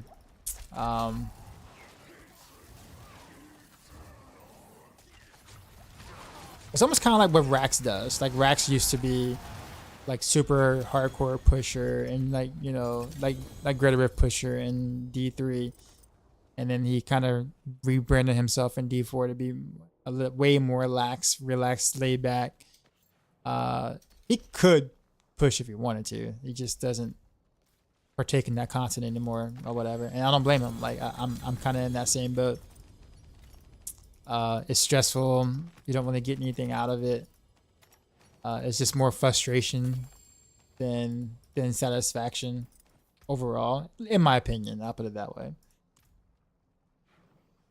But kudos to those who do, though. Like, I understand why they do it. I just don't want to partake in it anymore. Doesn't Subo have an ability that drops potions? He does, yeah. He does.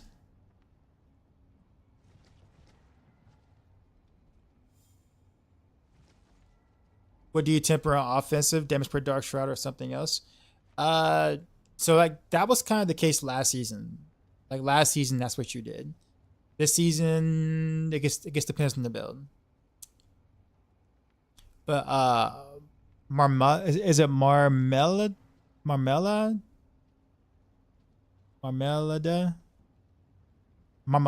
Is that how I say that? Yeah. I saw your comment earlier. You said you're wearing andariels on your Flurry. That's also part of your problem for not being able to hit hard. And andariels is not a good helm this season, and not one that you can just plant on the Flurry or Barrage and it just does well. It's not like it was last season.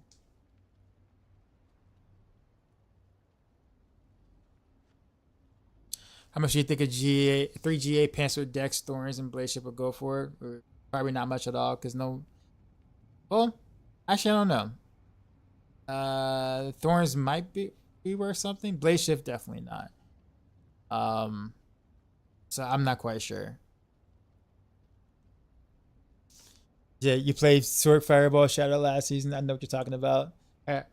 Only do boss with ass. I got to 150 title. I'm just gonna quit pushing. Yeah, it's a headache, man. I don't. I just can't.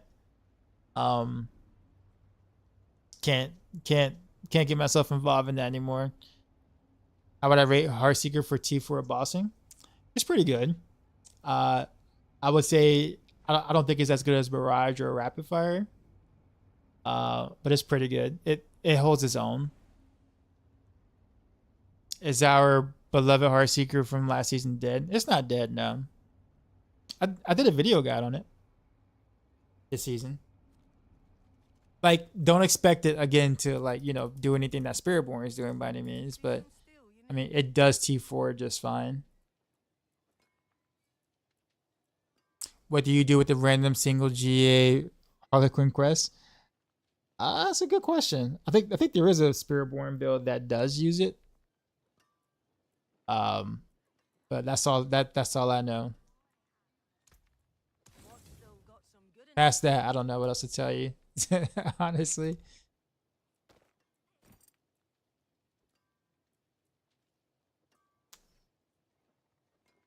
Actually, that isn't too that wasn't too bad in master working materials, actually, considering I was doing rapid fire in front of horse and that was hard. Yeah, you don't blame me for not pushing. Last guy says he did once. Yeah, he was having do like 400 runs for one successful run. And yeah, and like yeah, I'm not. Not to mention, like, I guess it's also an action RPG, and like I don't know. I got away from being ultra competitive or playing ultra competitive games on purpose, because I didn't want to be that tryhard anymore like that. I got conned into doing it in D3 because it was really good for viewer count. But yeah, like those days for me are kind of over. You said Shaco not good for Rogue. You could probably do like a overpower Flurry Rogue with Shaco, but good luck building it. It's so hard to build one. Does anyone know the best way to farm Lith runes for the craft material? Lith is hard. It's just a random drop from bosses, honestly.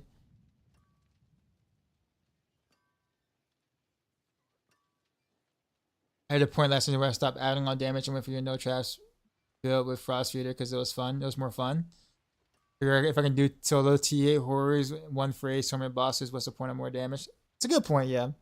That's actually why I made other variations, man. Like, sometimes it's really just about the fun.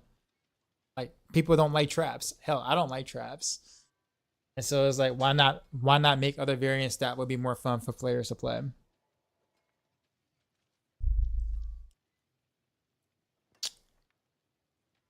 But I think I did everything I wanted to do right now. I think I'm rapid fire in terms of experimenting. I kind of got the data I was looking for. I'm still a little iffy about how I want to present this on Maxroll for like the mythic version, but it's not bad.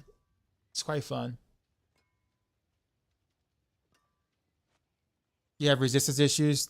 Tyr's my only way to fix. No, you can do Rakanok's Wake or Yin's Blessings Boots. Both of them have quite a bit of a chunk of resistances. In fact, most builds on Maxroll, I think we do that. Like for the ancestral version of the guide, we throw in the Yin's Blessing or the Rakanok's Wake just kind of as a stopgap for resistances for captain.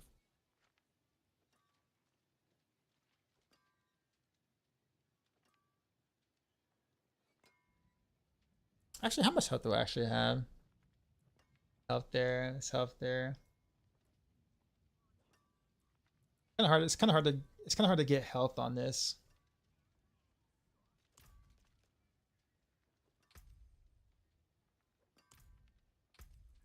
Then again, I did kind of skip a lot of it on my Paragon board, so I guess that's actually my fault too. Got some good damage reduction with these. Like this is actually really good damage.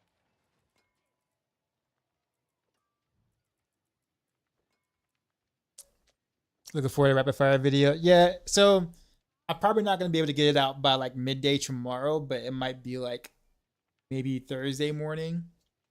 Just because I think I'm gonna have to like try to record 2 different play styles of rapid fire. because I have a feeling that people are gonna get upset with me for going poison or showcasing poison when like cold imbuement has been like the staple for so long. So I'm gonna have to explain that. Um, but I guess also showcasing the poison is also not a bad thing. It's just I don't know. I'm so conflicted.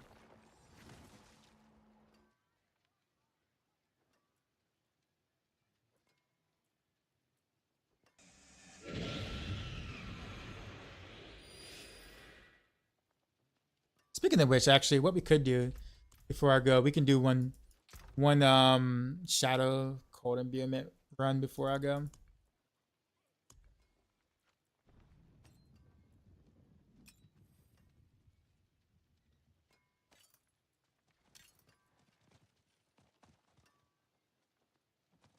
Will they include cow traps? Well, for poison, yes.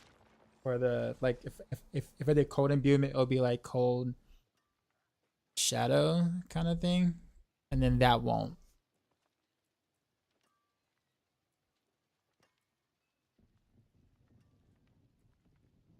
Speaking of which, though,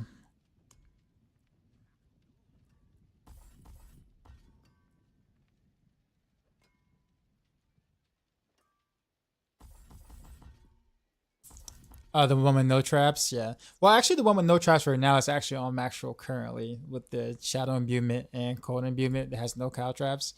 So that's actually already on Maxroll. Like, I guess like that particular way of doing it is it's just updating maybe a couple of runes or whatever, and then just doing cow the nameless and just dropping the perdition helm period. So very little adjustments there. But for the poison one, I have to actually like sit down and explain. I'm not looking forward to that. Actually, let's just go pure cold. Let's not even worry about shadow. We're gonna go old school. We're gonna go last season.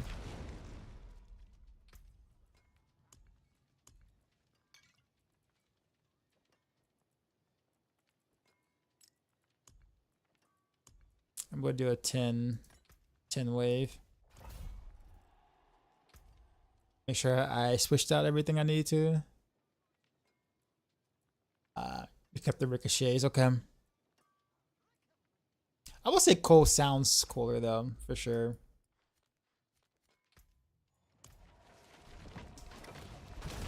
Getting back to D4 was the best place to farm for GA items. Honestly, Infernal Hordes, Cuirass Undercity, probably the top two, but I mean, GA items is just something that's just gonna be like a random drop. So whatever that's going to drop a lot of items naturally is gonna have a higher chance of you getting 8 GA items. So Helltide is actually still pretty good for that too.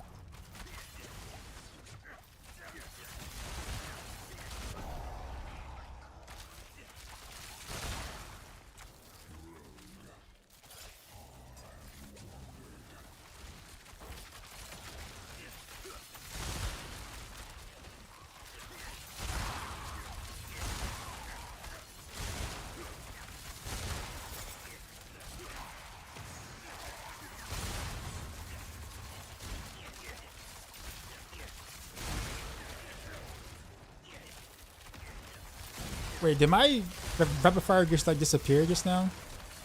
Like I fired it and like literally no arrows shot out. I wonder if I ran out of arrows.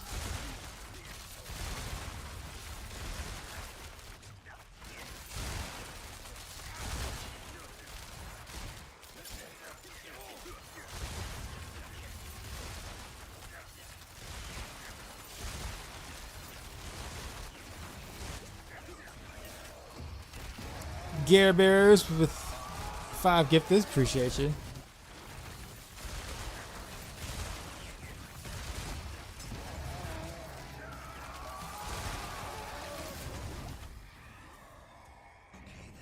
Does the D3 planner overlay work, or is it only for D3? Only for D3.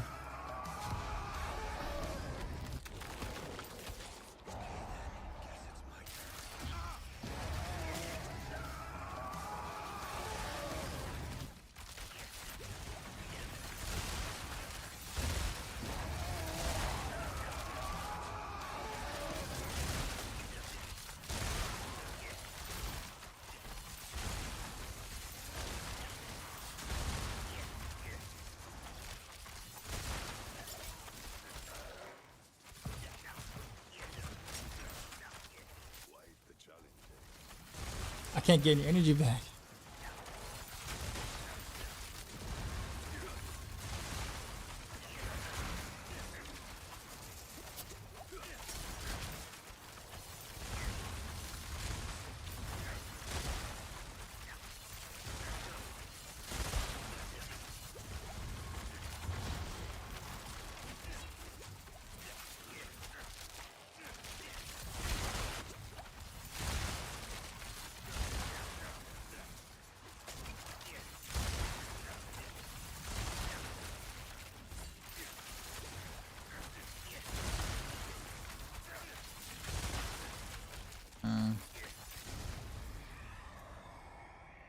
This rune, that rune makes it so hard.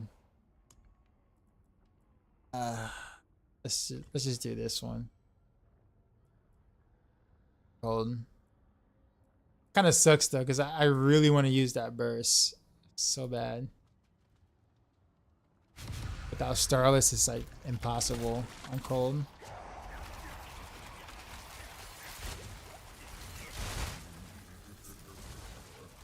But then you don't want to do Starless because then you won't have much cold charges.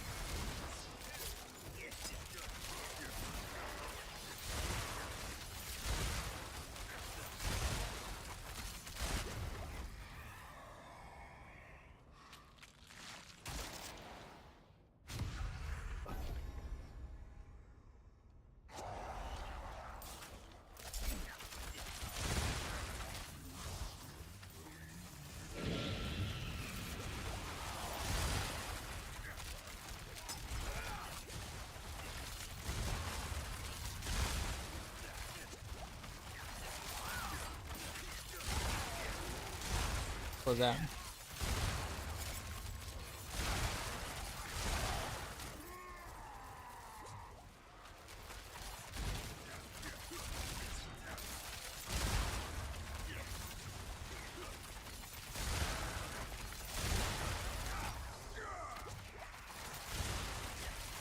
What tier hordes is this comparable to last season?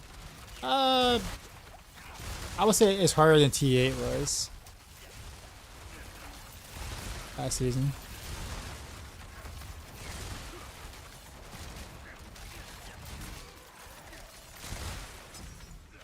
I mean, I'm like almost dead.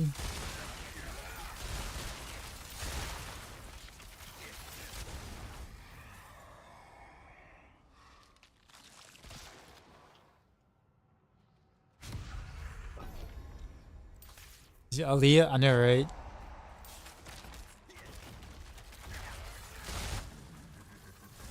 Before following that, I was running the poison aspect. Oh, you mean bursting venoms? Yeah. Well, you should be able to sustain your poison imbue even without that, though.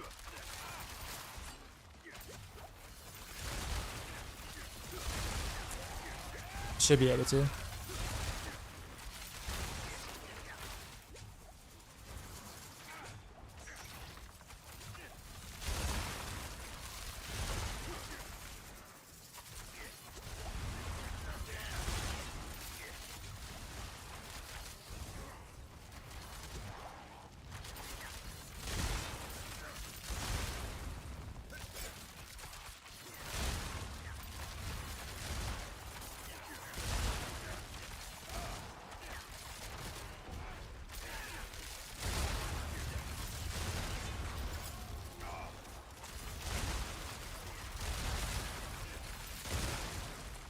A lot of potions. Oh, he got me. The barb stomped on me.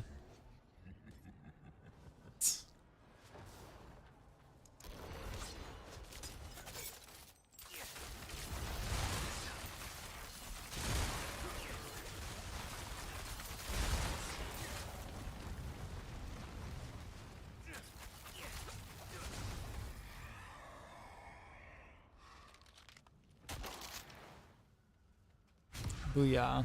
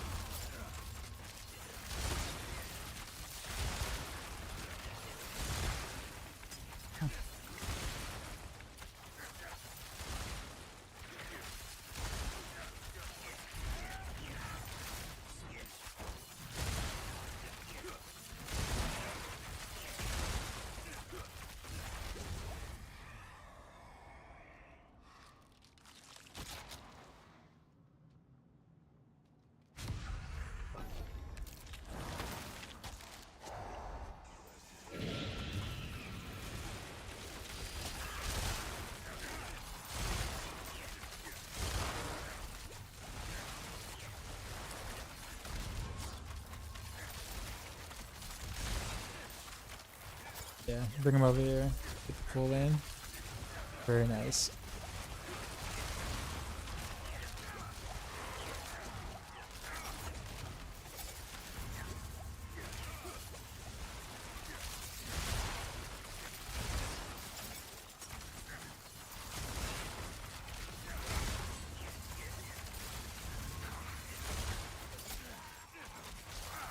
Oh, throwback.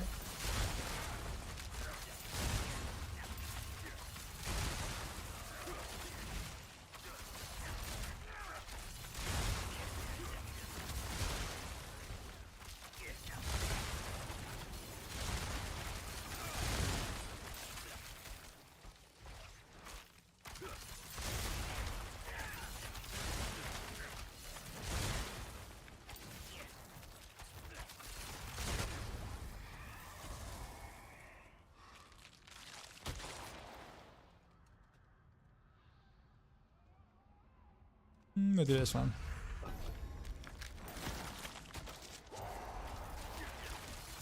Are most classes just incapable of completing their own glitch at 100? Actually, all classes could do it. It just would have taken them a lot longer to do it. The whole point of it is supposed to be a journey. That's supposed to, you know, you get to 100 eventually, like over the course of several weeks or whatever, maybe a month or whatever. But obviously, due to Spiritborn bugs and a little bit of overtuning, Spiritborn got there in, well, a couple of days. So, yeah.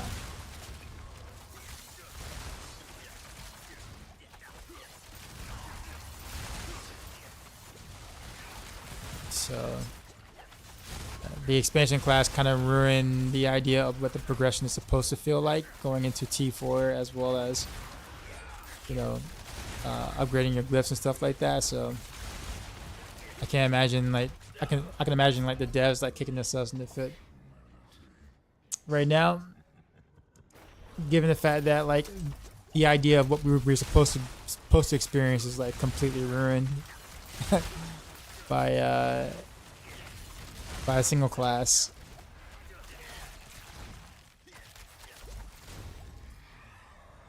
Because if you play any other class of Spiritborn, you actually mostly experience the correct progression of it taking a while to get to certain things to do or to do certain things. Or you just got carried by Spiritborn to which, well, you know.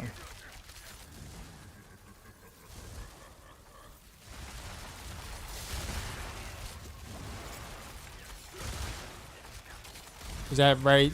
They fix Intersight? No, it's not Intersight, it's Preparation that they fix. Or will be fixing, I think.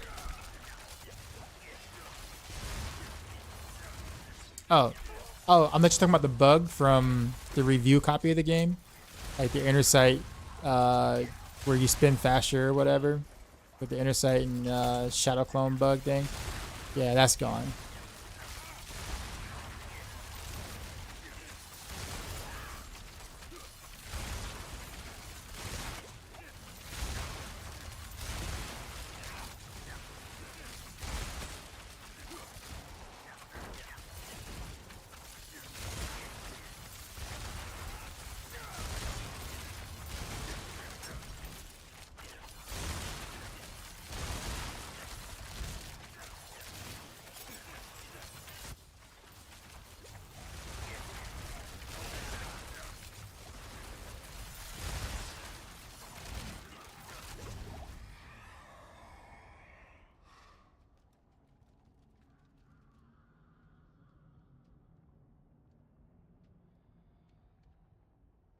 Another one.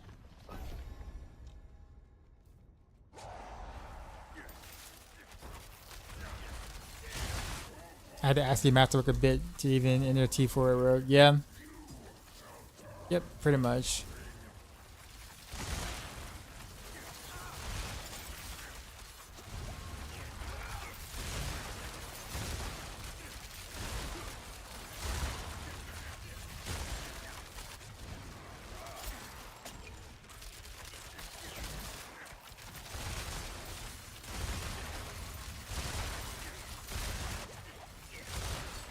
So question chat, what all opals work in Infernal Hordes?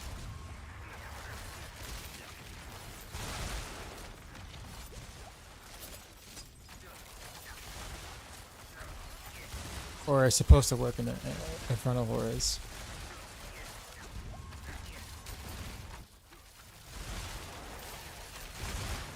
Does the mat one work? That's what the elements have 100% uptime for cold and beam skills. It only applies during the cold cycle.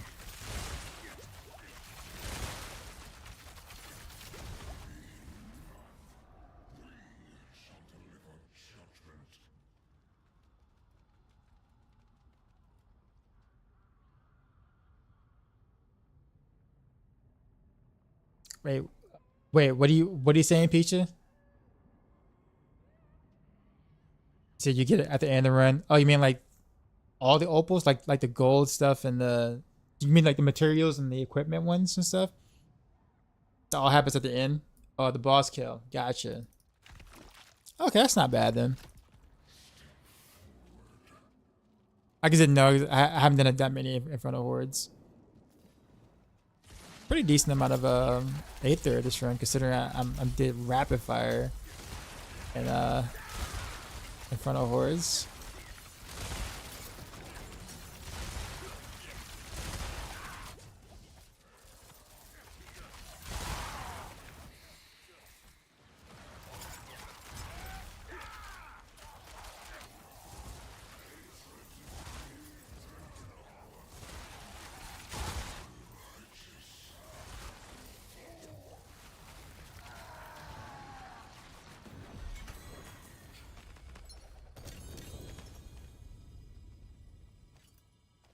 Okay, because I think I had the mat, the crafting mat opals or whatever. Not masterworking ones, but the crafting mats.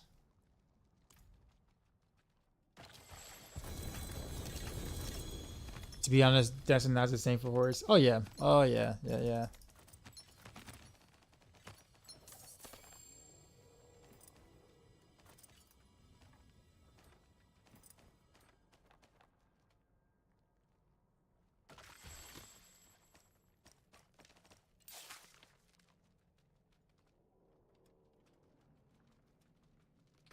Yeah, that wasn't too bad. All right, well, I guess I know what I'm going to do. Yes, making my rapid fire video. Gotta make sure I update the guide to do the same thing.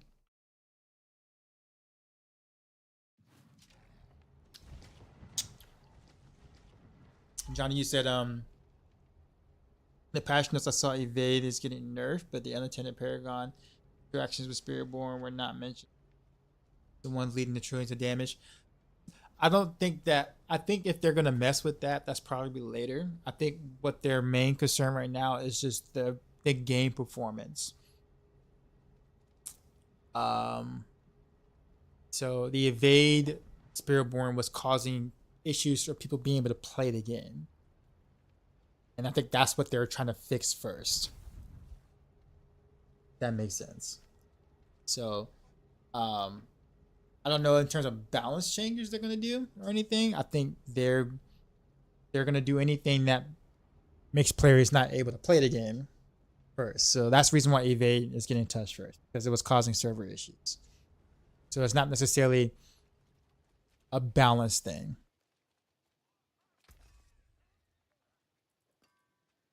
Or it's not just for a balance thing. I put it that way. But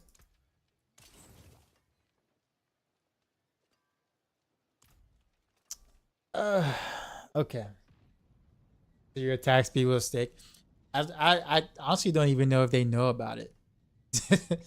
There's so many few Flurry Rogue players that I don't even know if they even know. Probably should make mention of it at some point, but exactly. So it's like, yeah, you might get away with it for several seasons actually. It's like Heartseeker, this generating bug thing ever since season 4, I think it is.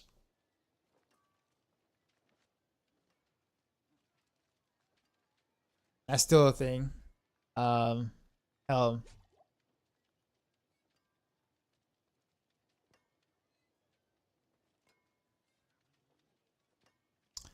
right.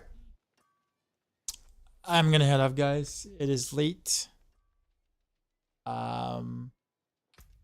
We did learn some things today on rapid fire.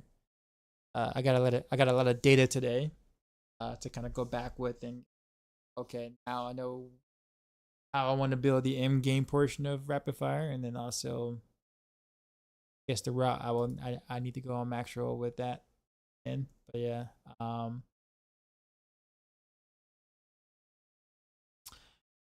but with that being said, it's time to raid out.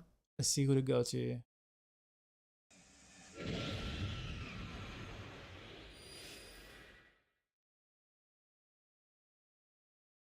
Prosenberg, appreciate the follow. Let's see.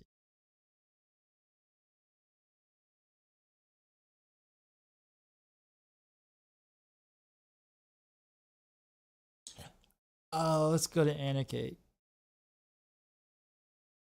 Go to Anna. She just got on. She's cool peeps.